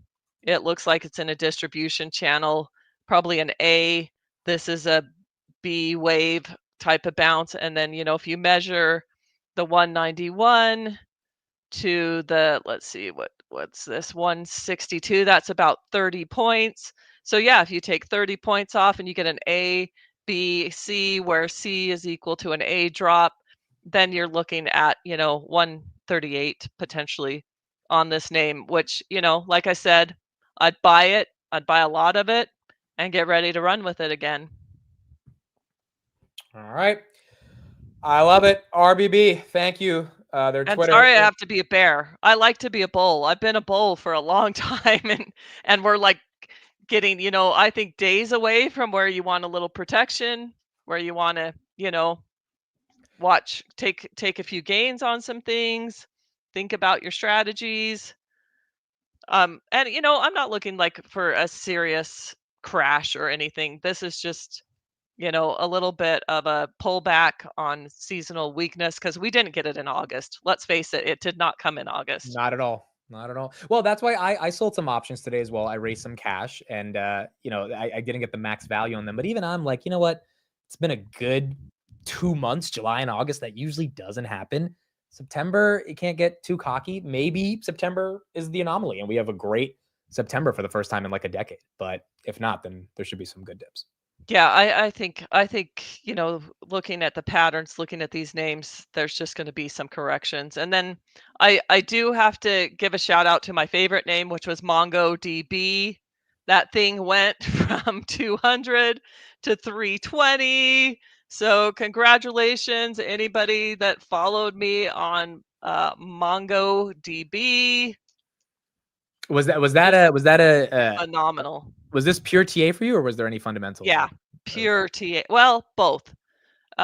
Pure TA and fundamentals kind of collided where, this just looked like it was consolidating between that 200, 220. It was your Wyckoff perfection as far as an accumulation. And then, the phase D spring. If you don't know what I'm talking about, pull up Wyckoff accumulation charts and look at where it says spring near phase C or phase D, and we just got an explosion.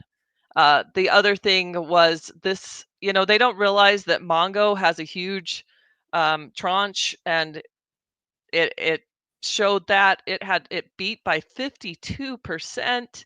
It raised guidance. Like, it couldn't have been a more perfect earnings if I'd asked for it. Like, that was just absolutely phenomenal. So I would look to buy any pullbacks on this name. I think it's going to be a winner into, mid 2026.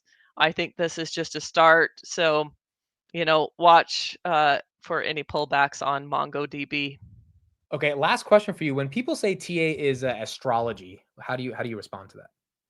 I disagree. I don't use astrology at all. I mean, if they're saying it's a science, I agree with it. If it's an astrology, no. I sit though, and I, look at patterns. I look at Wyckoff. I've studied harmonics. I've studied historic pattern of the stock. A lot of times, the clues are in the history of the chart. The big thing that people miss is scale. That's what they're not seeing, is that you'll see a pattern repeat, but the scale of it is really different. And so learning how to scale patterns is really important as well. But, people are different traders, and, you do what works for you. I'm a pattern trader. I love it. I see things that a lot of people don't, or that they miss, or maybe it's the way my mind's wired. I don't know. But definitely key is just, studying and understanding these patterns. So like, you could really see it here. Here it comes down, no lower low, started consolidating, got really tight into earnings, and then just that absolute explosion. And it's, it had all those gap fills. Like, it was a perfect storm. Just absolutely beautiful. All right, I love it. RBB, thank you. There's our Twitter right there in the chat, and hopefully we'll have you on another time on the channel. Oh, anytime. Would love to. Good talking to you. Good talking to you. Talk later. Bye-bye. Bye. All right. There you go, folks. There's a Twitter. You can check her out, and you can see some of her content. It seems like a decent amount of you guys enjoyed it. I think we got through about 10 tickers, maybe 12, including the extra 2 at the end. Again, TA has been kind of a new journey with me. Jason really got me into it. I've been learning a lot more about it. I don't literally use it on a day-to-day basis because I just don't trade that much. I do more option selling, which you use some TA for option selling, but not as much for trading. But if you're actively trading, it helps you understand it better. Iren absolutely exploding, up 16% after hours. Doing great. I mean, talk about a winner after hours. Ulta, that's up 2%. Webull, that's up 3%. Good earnings, not the best stock reaction. Dell down 4%. Ambarella up 16%. Petco up 17%. Gap down 5%. Autodesk up 11%. Marvell still down 8%. And then Elastic up 17%. So overall, Affirm as well up 10%. A decent earnings across the board. Iren really being the #1 winner. That's been getting some love. And Open Door after hours, based on the cancellation of executive scheduled 10.5.1b selling, that's up 3%. And you got to say that's bullish. The insiders saying, hey, we're not going to sell after the stock has 10x'd, likely means they think the stock's going higher. And although I'm not in the story, I mean, I do think that's bullish, especially with the insider buying after hours as well. So doesn't look too bad for Open Door. Yeah, it seems like a lot of you guys enjoyed it. No, she did not pay me to get on the channel. I never take money to get anyone on the channel. I had her on the channel because there's not a lot of women in this whole FinTwit finance world. And when she hit me up, I was like, yeah, let's have you on the channel. I think definitely we need to have more opportunities, and we definitely need to encourage a lot more women to be in finance. And she is one of, like, honestly 5 big accounts that is a woman who actually talks about stocks. I mean, there's just not a lot of them.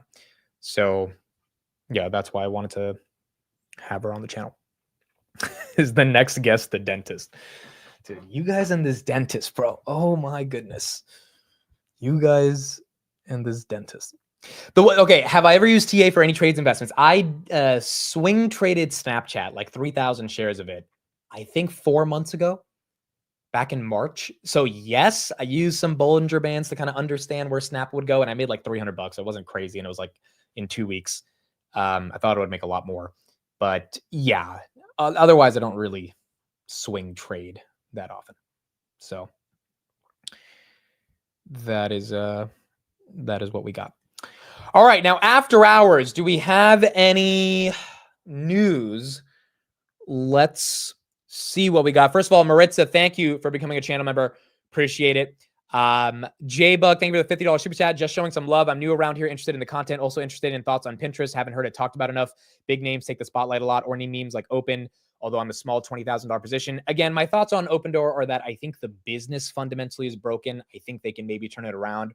I'm not really that big of a fan of the community focusing more on the stock versus the company. Just personally, the way I've built stock communities, or ironically, the way you build stock communities, focusing on the company, not the stock. And I think there's a little too much focus on Open Door on the stock itself. So yeah, from that perspective, I'm not in it. But if you're going to gamble and buy 1,000 shares or something, could I see this thing going to 10 just based off the sheer will of the meme? Yeah. Because if the meme is open to 82, a lot of people might just join in that meme. The one thing that I do think is working against people that think it can just automatically explode is that there's not a high short float. There's a 23% short float, but that's not like 100%. That's not 40, 50%. Like the idea of a squeeze is possible. It has 10x already, right? From 40 cents to 427. So I think this is going to have to be a fundamental turnaround led by a new CEO who implements a new vision for how Open Door increases their gross margins. Their book value is 40 cents. The stock is at $4.27. Now, they could easily do a capital raise and, raise $1 billion. Their book value would become 1.7 billion. And so that could theoretically get the stock to go up as well if it just trades at a premium to book, but there will be more shares that will be diluted as well, right? So I just don't think the numbers make that much sense. It's growing at 5% year over year. Like, this is not a growth play. Now, the argument about rate cuts and that being a proxy for unlocking the housing market, sure. But again, this is what I think people miss. In 2021, we had 0 rates. Open Door made no money. They had a lot of volume, but they don't have a margin. Just because you have lower rates doesn't mean you have a margin. Having a margin means you need to fundamentally transform the fundamentals of the business via AI, cost cutting, all that stuff. Maybe the new CEO does it, which I think would be bullish if they get a new CEO who can really turn this thing around. But they could sell 1 billion houses tomorrow. If they can't make a margin on it, the street's not going to pay a multiple for that. So that's the part that I'm a bit more confused about. But I think people like it because of the meme. In terms of Pinterest, I've always had a inclination to go deeper into Pinterest. The problem is they are not the most interesting advertising play that's out there on the market. I mean, if you're buying Pinterest, I feel like you're just buying a crappier version of Meta, right? Like there is some magic there with their monthly active users growing 17%. They have about 500 million, but it's not the level of targeting that Meta or Google has. And you're only buying Pinterest for advertising. You're not buying it for anything else. Now, you would be buying it potentially for a Google acquisition, which has been rumored for the past 3 years. Google ended up never officially acquiring them. Now, with the regulatory scrutiny, there's no way that Google would actually be able to pay up 40, 50 billion for these guys. But in 2021, that was kind of the thesis on Pinterest, that Google would take them out because it's a basically visual search engine with 500 million users. And Google hasn't been able to replicate that. But outside of that, I would just feel more comfortable buying a different advertising play outside of Pinterest. So those would be my thoughts on Pinterest and Open Door. Pinterest and Open Door. Iren right here. Is that still moving after hours? Wow, 15% down a little bit from 16. It did hit 27 though, so that was up almost 17. Open Door is up 3.5. Mongo's flat. S&P's flat. S&P again closed at all-time highs. But Iren having one of the best earnings, up 15. So there you go. 2021 was a refinance boom, not a purchase market. Yeah, that is also fair. Again, my concern more so is even if they get purchases, where is the margin coming from? And that's what I'm confused about. Like, genuinely, no one has been able to answer that question. Where do they get the margins from?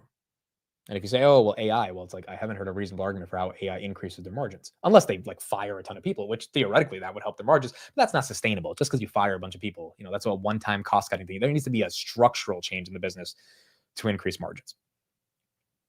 So I don't think anyone's thinking about that, though. I don't think anyone's thinking about adjusted EBITDA profitability. Everyone's thinking about open to 82, which by the sheer will of that many people, it might just go to 82.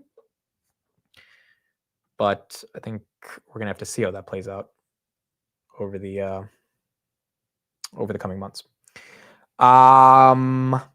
Yes, I am a Scorpio, for those that are asking. I am indeed a Scorpio. Dude, Scorpios get a bad rap.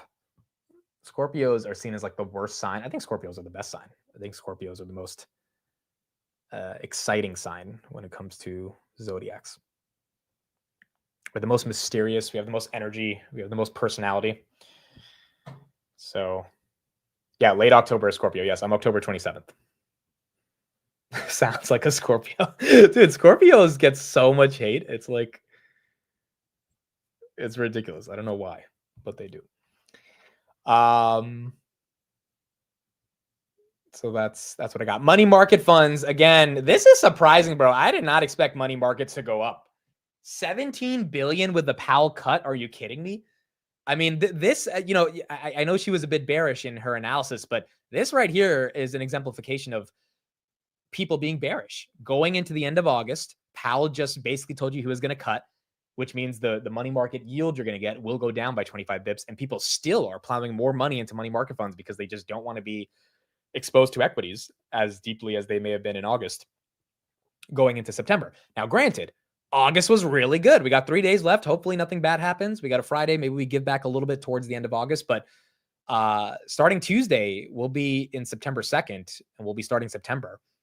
And tomorrow is the last trading day of August.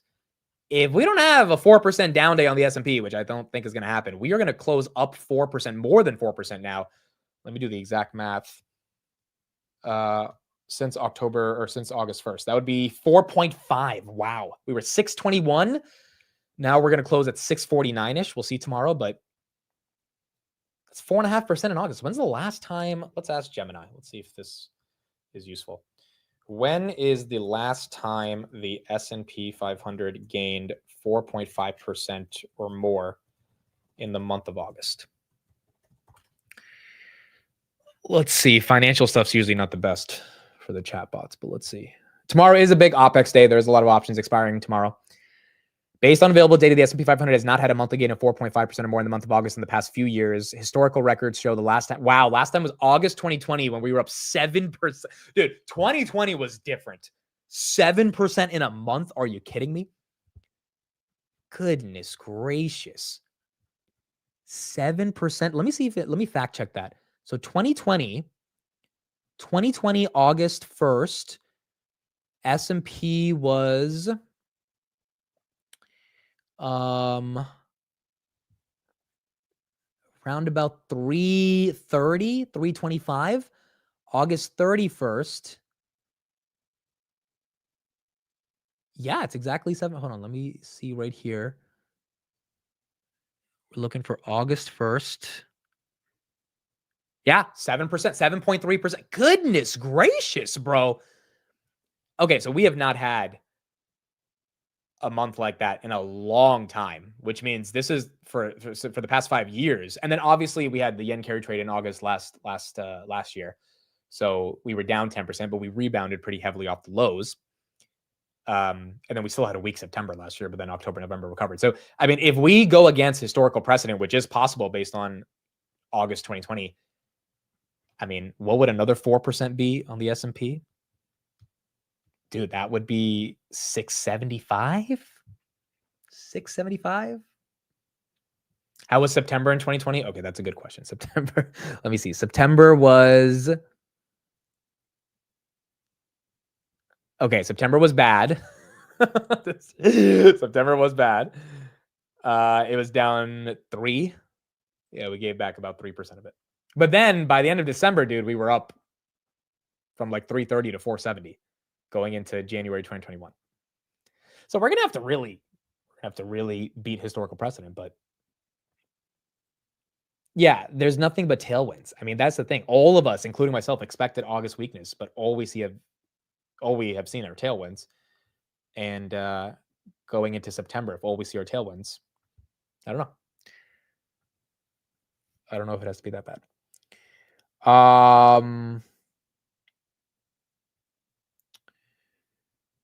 September 2020. Yes, that was down a little bit. That was when the economy turned off the lights and then turned them back on. I mean, yes, that's also true. We did shut down everything, which also created the recovery when we turned it back on. But we also had a lot of free money, right? We had 0% interest rates. And then 2021, we had the effect of that. Webull, by the way, up 2.59% after hours. Open Door up almost 4%.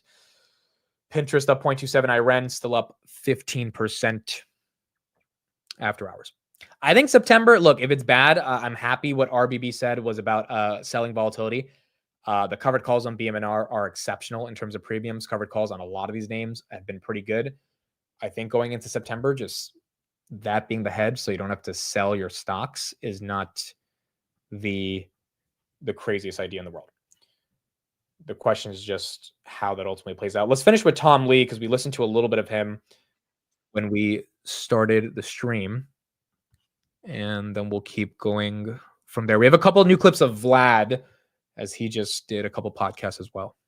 Fear, that's when, as hard as it is to do, is you either have to hold on or buy, and that was our advice to clients. Yeah, and is there anything that you see in your research, Tom, that would imply that this momentum trade, if it is indeed a momentum trade, is going to end anytime soon? We don't. We you know, for instance, if we take AI as a thought, and we, let's say, overlay something like the exponential growth of the wireless industry, that was a 20-year period when the number of users went from 37 million subscribers to 7 billion. You know, we don't have 7 billion ChatGPT users, and we don't have 7 billion robots. So I think if not yet, that's right. And so if someone's trying to ring the bell at the top for AI, they're underestimating how quickly penetration grows. We're probably in the first quarter or first third of that cycle for AI. Okay, if I had to take the other side of that trade, and who am I, but we'll talk about this, by the way, with Christina Partsinevelos coming up soon, is that people are spending a lot of money on AI, the Metas of the world, the XAIs, the Googles. They're buying a bunch of NVIDIA chips. They're building out power data centers, and all that's inflating the market. Are companies making any money from AI? They're spending a lot, but are they making any? That's a great question. Because if they're not, maybe they stop spending so much. Well, I think that when you look at the early builds of any new wave, and I think wireless is a good example, first is the infrastructure that gets laid. So that's the LLMs and the data centers. And then what happens is you have critical mass, and so then the application layer starts to emerge. That's exactly what happened with wireless. And then that's when, not until 2007, that the iPhone came along, 15 years into that cycle. So I was thinking more like Global Crossing-ish. Yes. Right? Somebody paid, and if you're really young, Global Crossing was a company that spent billions and billions and billions of dollars laying actual physical cable around the oceans, the world, to which eventually Global Crossing went bankrupt. But those cables are still being used today. Thank God. Yeah, all that fiber. They spent that money to do that, even though it sort of cost them the corporate entity. You're not seeing any of that now. That's right. And in the Global Crossing case, the second owner of the hotel made a lot of money. Yeah, second owner. So I think that we're now at the phase where we're going to be thinking about things of like security around AI, you know, proof of human or whatever. And we're going to see companies leverage AI like the JP Morgans and the Goldmans. So there's another wave of opportunity coming where it's exactly what you're saying. We got to the point where AI is good enough that companies can really now actually improve their business strategy. So I think there's still a lot of positive to come. I agree. Simple bull case on AI not slowing down anytime soon. Our boy Steve called me earlier today. And let's just say he was a bit excited, to say the least, about his public debate. The first time he ever got into a public Twitter debate with Joseph Carlson. And I think he'll be on the show tomorrow and he'll talk more about it. But it was a bit entertaining, to say the least, because you know Steve's like a Italian mafia boss from New York. He doesn't care who Joseph Carlson is. He doesn't care this guy has 600,000 subscribers. He doesn't give two shits. He's like, I'm going to talk to this guy and explain why he's wrong. So yes, he was talking trash. If trash is the polite way to to describe what he was talking. He just really doesn't believe that anyone saying Costco deserves a multiple over NVIDIA makes any sense. So, Steve's passionate about this topic, and yeah, he should be on tomorrow. He'll be able to give us some more of an understanding through that. Ironically, Joseph Carlson and I the last time Joseph did a podcast with someone was me. I'll link it right here if no one's ever seen it. But back in 2022, Joseph and I did a podcast. He doesn't do too many podcasts with people. So that was when your boy had a bit of a beard. This is when Netflix was like bottoming and Palantir was bottoming at the same time. So need to bring that beard back, bro. Need to bring it back. But yeah, that was our conversation here. So I'll link that in the chat for anyone who wants to see it as well. I can't go through the tweets, dude. It's a long thread. Like if anyone wants to read it, I'll link it right here, but it's a long thread. Like they were up at freaking 12 a.m. going. I didn't even think Joseph was going to respond because Joseph doesn't know who this guy is. But I guess Steve caught his attention by like writing an essay towards him. And that got him to respond.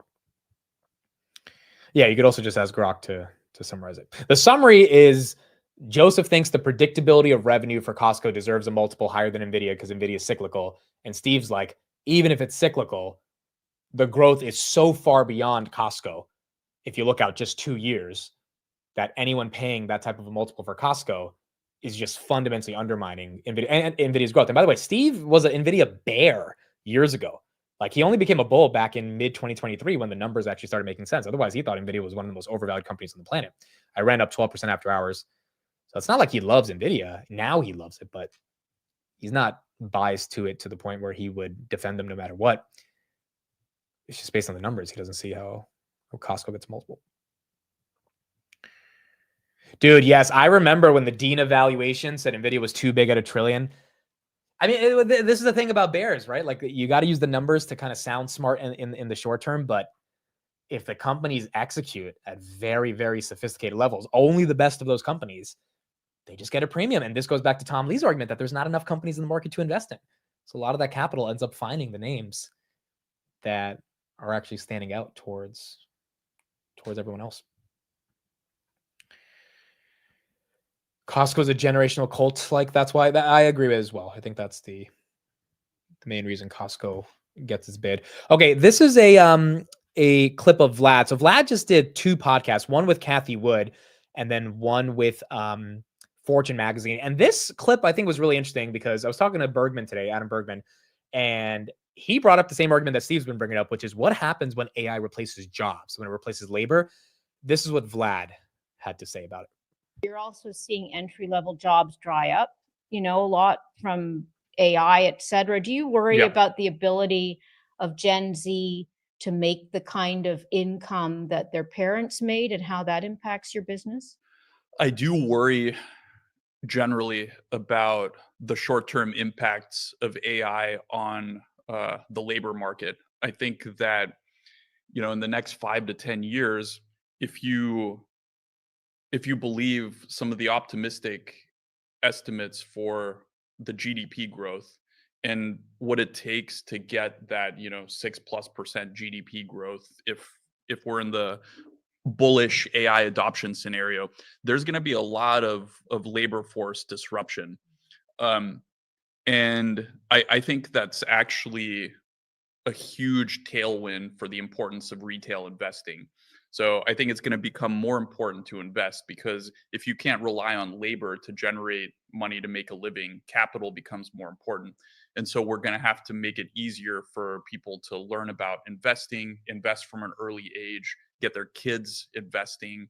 And I think it's going to be private industry like Robinhood, also the government that's going to have to step in. And I think you're seeing the beginnings of this shift with the Invest America Act. I think the best way to actually get ourselves ready for this is to encourage people becoming owners of private industry and the American stock markets and our best companies from as early of an age as possible, because investing in things and capital, I think, is going to continue to be important, and the value of like labor and working for money is there's a lot of question marks. I mean, some people say that we'll create all sorts of new jobs, but I think the AI revolution is a little bit different, because in the past, intelligence was always sort of like owned by humans, by people, and we've relied on intelligence to like create new jobs. But if the intelligence is being if you know, humans comprise less than 1% of the total intelligence out there, I think you'll have entrepreneurship, but there will be big disruption, to say the least. Yeah. And so, you More know, like encouraging industrial investment is a To- big way to right. combat that. I mean, look, he's been saying the same thing that a lot of us have been thinking, right? Which is one of the only ways to combat the labor commoditization via AI, either through LLMs or robotics, is capital and the compounding of capital. Now, the pushback on that is, wait a second, if people don't have a job, they don't have money. Where do they get the money to invest, right? That is like the scary part of this entire situation. But I think Vlad's deeper point is, right now, if you have a job and you continue to hold that job, hopefully, you know, every job is not replaced in the next 5 years, then that money has to be allocated via capital or via asset classes, right? Whatever asset class it is, hopefully things that can compound, it has to be allocated, because the stocks in the equity asset class that are going to benefit so massively from the AI tailwind, if the byproduct of that tailwind is jobs go down, which I think is inevitable, and all of us are expecting that, then the winners are the investors, the shareholders, the investor class inside of those assets that benefit supremely from cost cutting of jobs and labor productivity going basically to the moon with AI. The nuance here and the existential threat of that is, does that even matter? This is something I don't have an answer to. Does that even matter if people genuinely don't have money to spend because they don't have income? And where is the solution to that? That part is, I don't know. Like, I have no idea. But I do think, to an extent, it feels too doomeristic. You know, like realistically, by 2030, do we think that many jobs are being replaced? I know we're starting to see, you know, portions of it. I know we're starting to see the job market be a lot more competitive towards like first-time engineers who, if they don't know how to prompt with AI, you know, they have no chance of getting hired. But does that mean in 5 years, you know, jobs are like rare to achieve? I definitely don't think for blue-collar workers that easily happens, because I don't think by 2030 robots scale. By the way, speaking of robots, Brett posted a picture today with Jensen as well. And I think robots need to scale for NVIDIA's next S-curve, but I think it's going to take time. And so as much as I think the robot revolution will make sense, and by 2030, I mean, who knows, maybe figures public, it's going to take some time for the robots to legitimately replace all of the workers at Amazon and BMW and all those other companies that use manufacturing. But it is inevitable.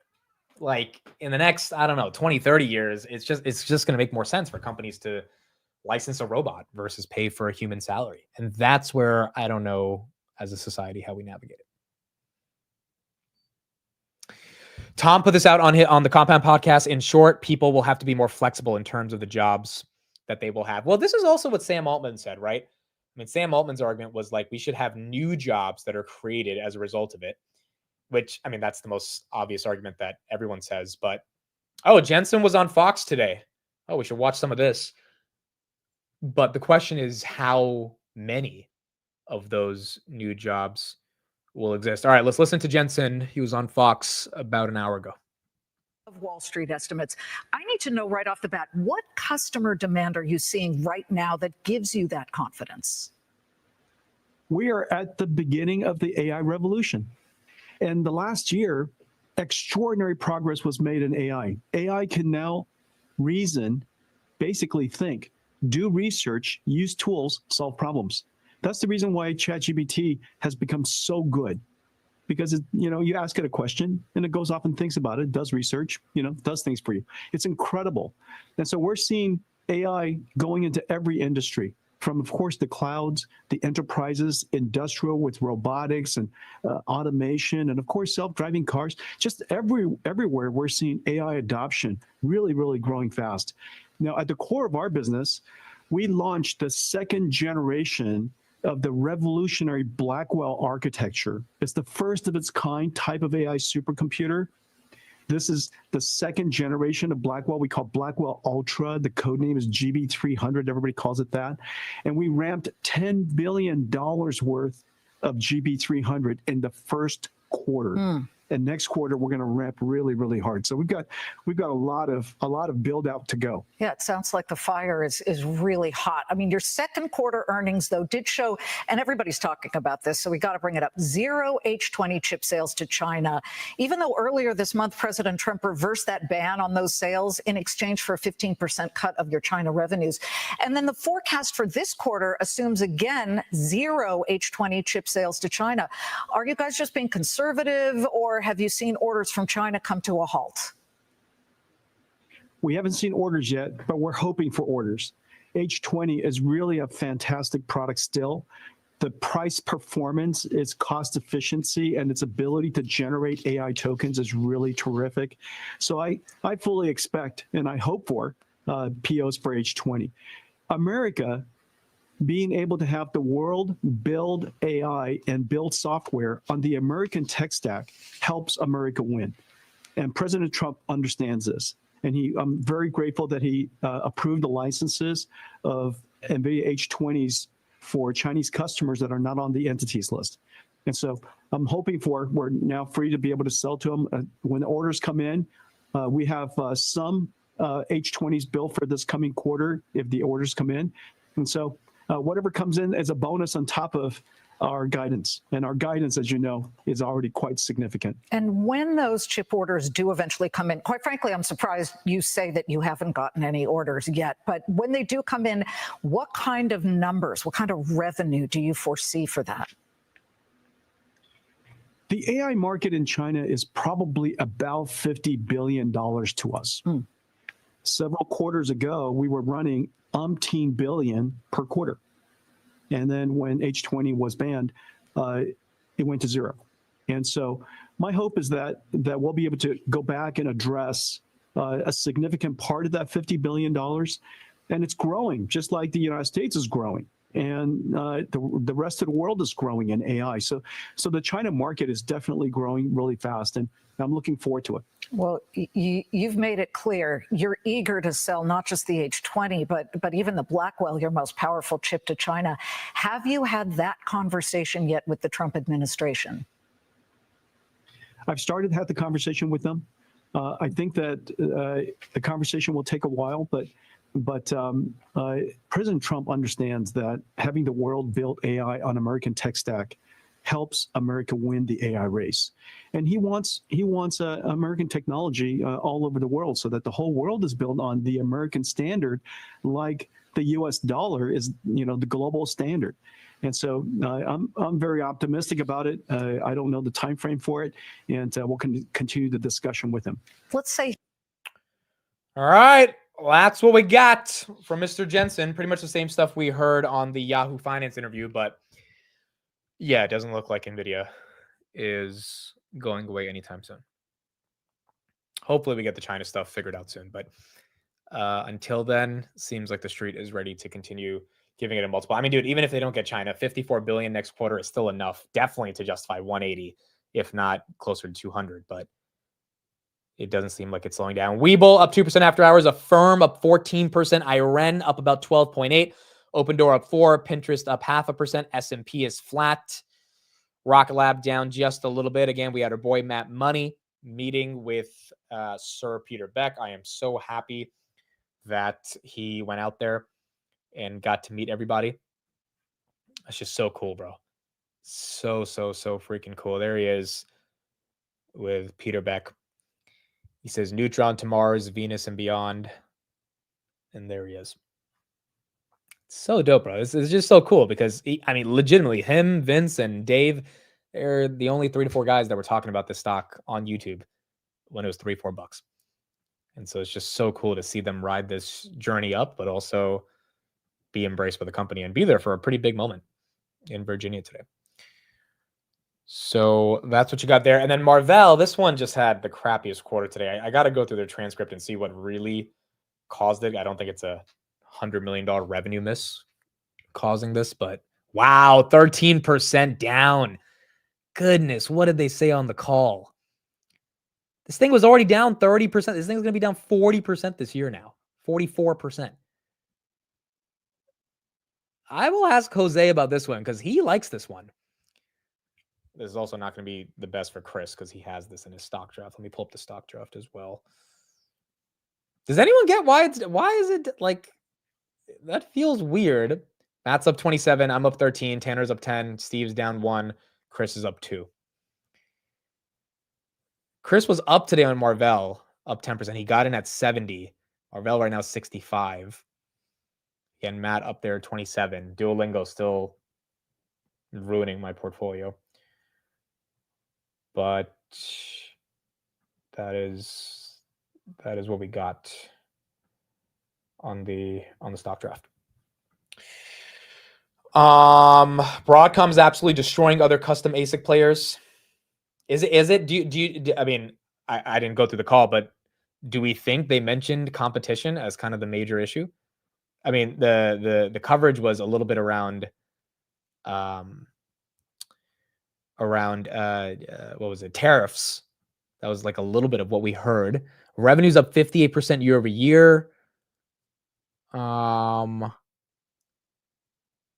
Profitable, stripping out certain one-time items, adjusted per share earnings were 67 cents. That was in line. They said there was strong demand in AI. Marvell Silicon and electro-optics products helped drive this growth this quarter. Yeah, maybe on the call they mentioned more about competition. Didn't they? Yeah, they did have a partnership with Microsoft. Microsoft Silicon supported by Marvell completely failed. Wasn't that a headline like 3 weeks ago? Microsoft and Marvell partner. At least I definitely remember us discussing it. And if that's not working out, then that could be an issue. JD Vance says he's prepared to step in as America's next president if Trump's health were to decline. Why is that a quote that we're getting from Bloomberg? That's the most obvious quote ever. Why is that? Why is Bloomberg like, yeah, obviously, if Trump can't be the president, JD Vance is next. How is that breaking news, bro? How is Bloomberg actually saying that? Okay, JD's ready to be the president. Okay, there was a story about Trump and his health. I think 2 days ago we saw that headline. I don't think we got any updates on that. Did Trump tweet today at all? I didn't see him tweet much. He tweeted about a book you should buy. And then he tweeted about Chicago crime. That was in the morning. So nothing else since then. Okay. Well, that's the JD Vance headline. So that's what you got. Marvell was my biggest blunder, but at least I cut my losses 3 months ago. Yeah, this thing just has not caught a bid all year. I mean, January was at 100, right? 115, yeah. All right. Well, outside of Marvell, the rest of the earnings we had in the retailers were great, like really good outside of Gap today. But Gap is just not the biggest company when it comes to these retailers. And Gap, wow, look at that recovery. It was down 15. Now it's down 1.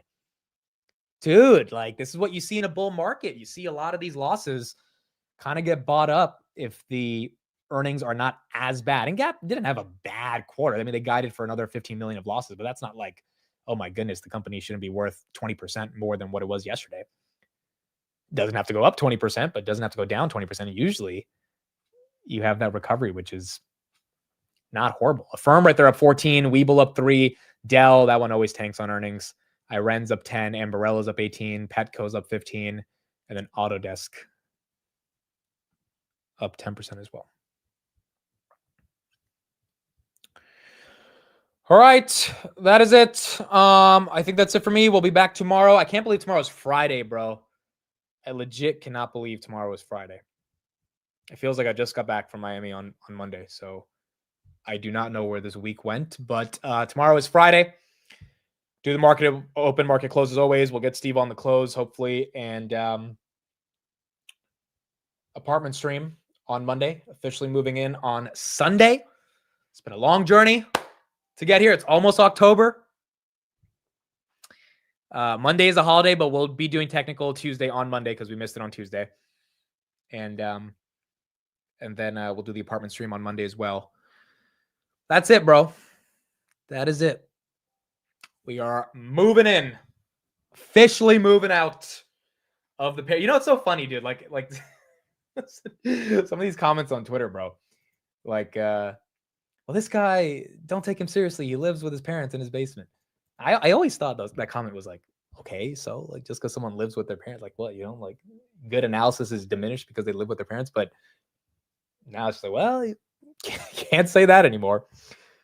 But even if you did say that, it is what it is, because all the analysis we've been doing on the market for the past 5 years has been not in the basement, but upstairs. So now we got a whole different world to operate in.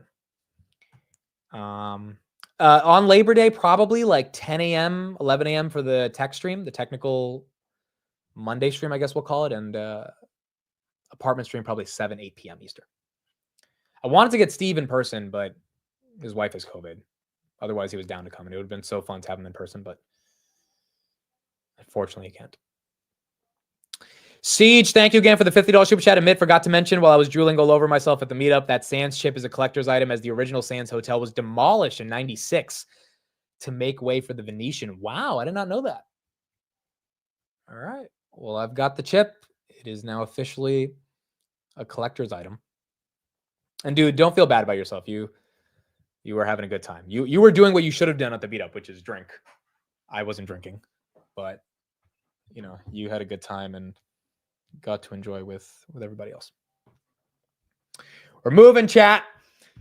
We're moving, chat. That's what we're doing.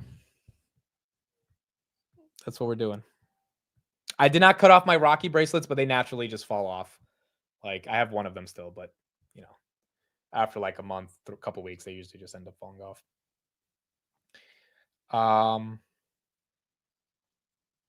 No, we're not. We're going to keep the bricks. We're going to keep. In fact, I just got all my bricks today. They came in a package in less than 24 hours. I got the bricks to my door, so I have all the bricks ready to install tomorrow or Saturday in the in the new place. I'm gonna miss mom and dad's house. I'm gonna miss them too, but I'm gonna be back often. It's not like you know, going. It's yeah. See, this is why I would never want, outside of not wanting to move to Miami, because I just love New York.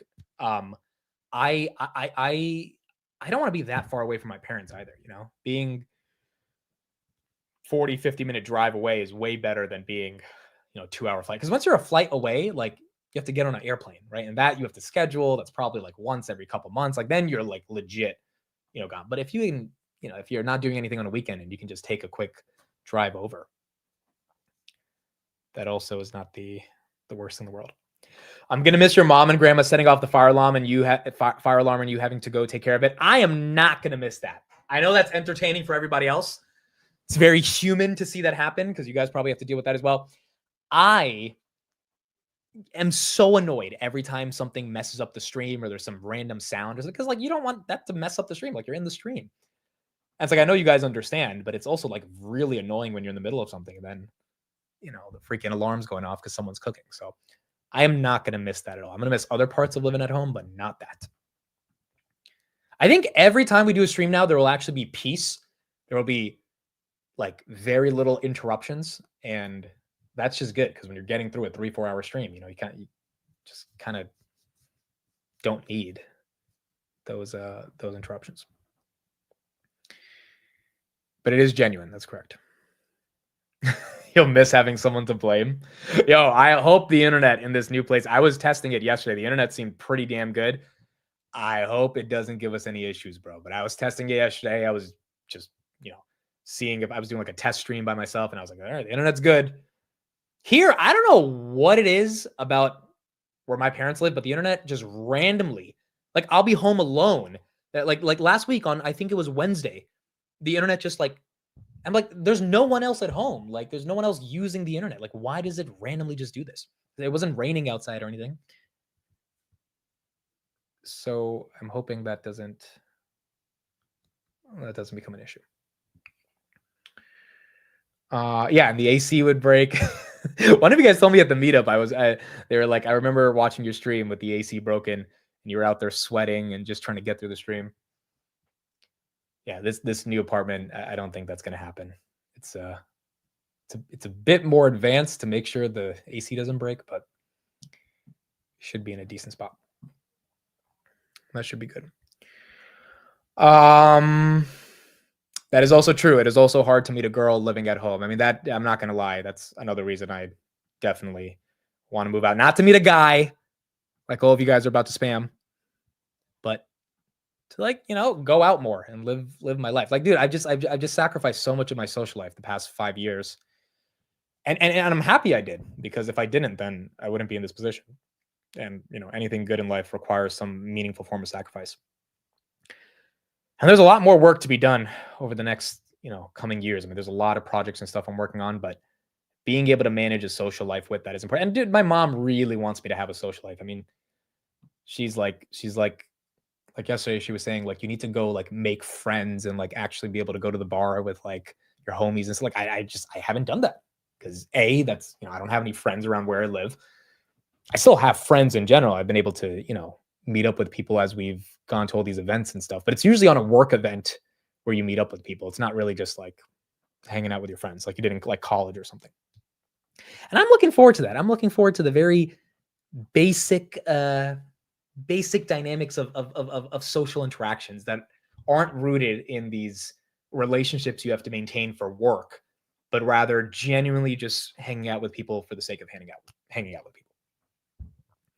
You have Steve, yes, and like so Steve, Chris, like these are good friends that I've met in person, and it's great. And like I was hanging out with Steve in New York a couple weeks ago, like, but it's not like, you know, you can just go out to the bar with your boys after work, which is what a lot of people do, or you can, you know, easily go out on dates and stuff like that. You kind of just need to have your own space to make that happen.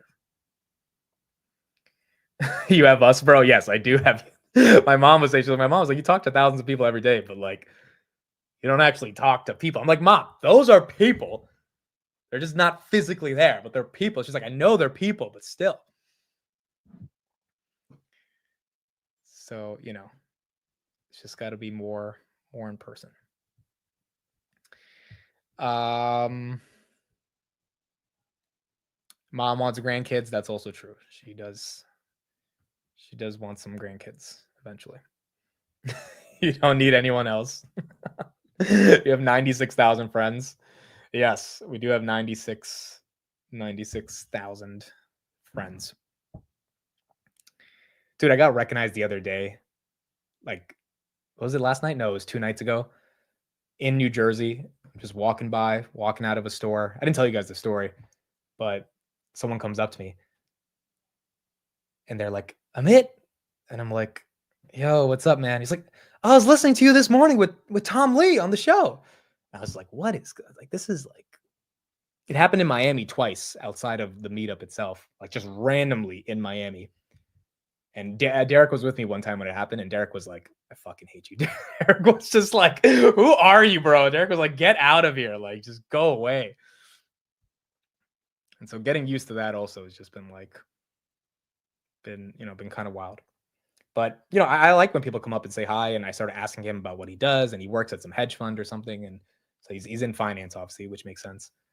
But yeah, it's just a totally different world. I have not met any of the neighbors at the apartment yet. Not met any of the neighbors yet.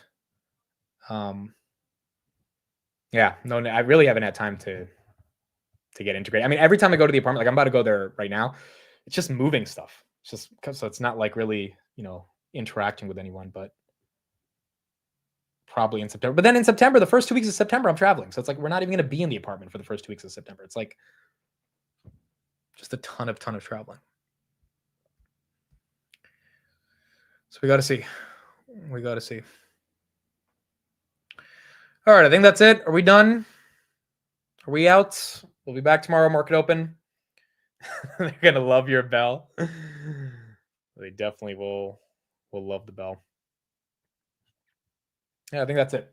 I think that's it. That's most of the news after hours. Nothing else too crazy happening. Oh, I did want to show you guys this thing real quick because this actually was similar to a move that I made today. Retail has been a net seller over the past week. So retail sold $900 million worth of equities last week from 8/18 to 8/22. This is the first weekly sale in 8 weeks. This is the third week of selling over the last 37 weeks, according to B of A. At the same time, hedge funds also sold $2 billion, which was their second consecutive week of selling. Institutional investors, which are different from hedge funds, bought $1.6 billion, which was their fourth straight week of net inflows. So in total, investors sold about $1.2 billion in ETFs and stocks over the last week. So you do have retail. I mean, I took some profits on options today. You do have retail raising some cash. I think it's fair. Maybe September sadness doesn't have to come, but if it does, there's going to be some juicy opportunities if you have some cash, given the sort of structural bull market is in place. But retail is taking some profits. So there we go. Are you soundproofing your new studio? I will be doing that all Saturday and Sunday is going to be dedicated. I have a couple people coming over to like really help me build it out. But yeah, Saturday and Sunday is dedicated to like finishing up the studio. So it's going to be a lot of work next 2 days, but hopefully we should be ready to go on Monday. All right, folks, that's it. Thank you, everybody, for being here. I'll be back tomorrow on the market open. And I think that's pretty much it. We'll keep going from there. It's been a good week so far. Tomorrow's the last day of August. Let's see if we can end it out in the right way. S&P's up 4.5%. Maybe we can continue that trend as we end out the month of August, and then we go forward into September, October, November, and December. All right, that's it. Thank you, everybody. Appreciate it. See everyone tomorrow on the market open. Bye, everyone. Have a good one.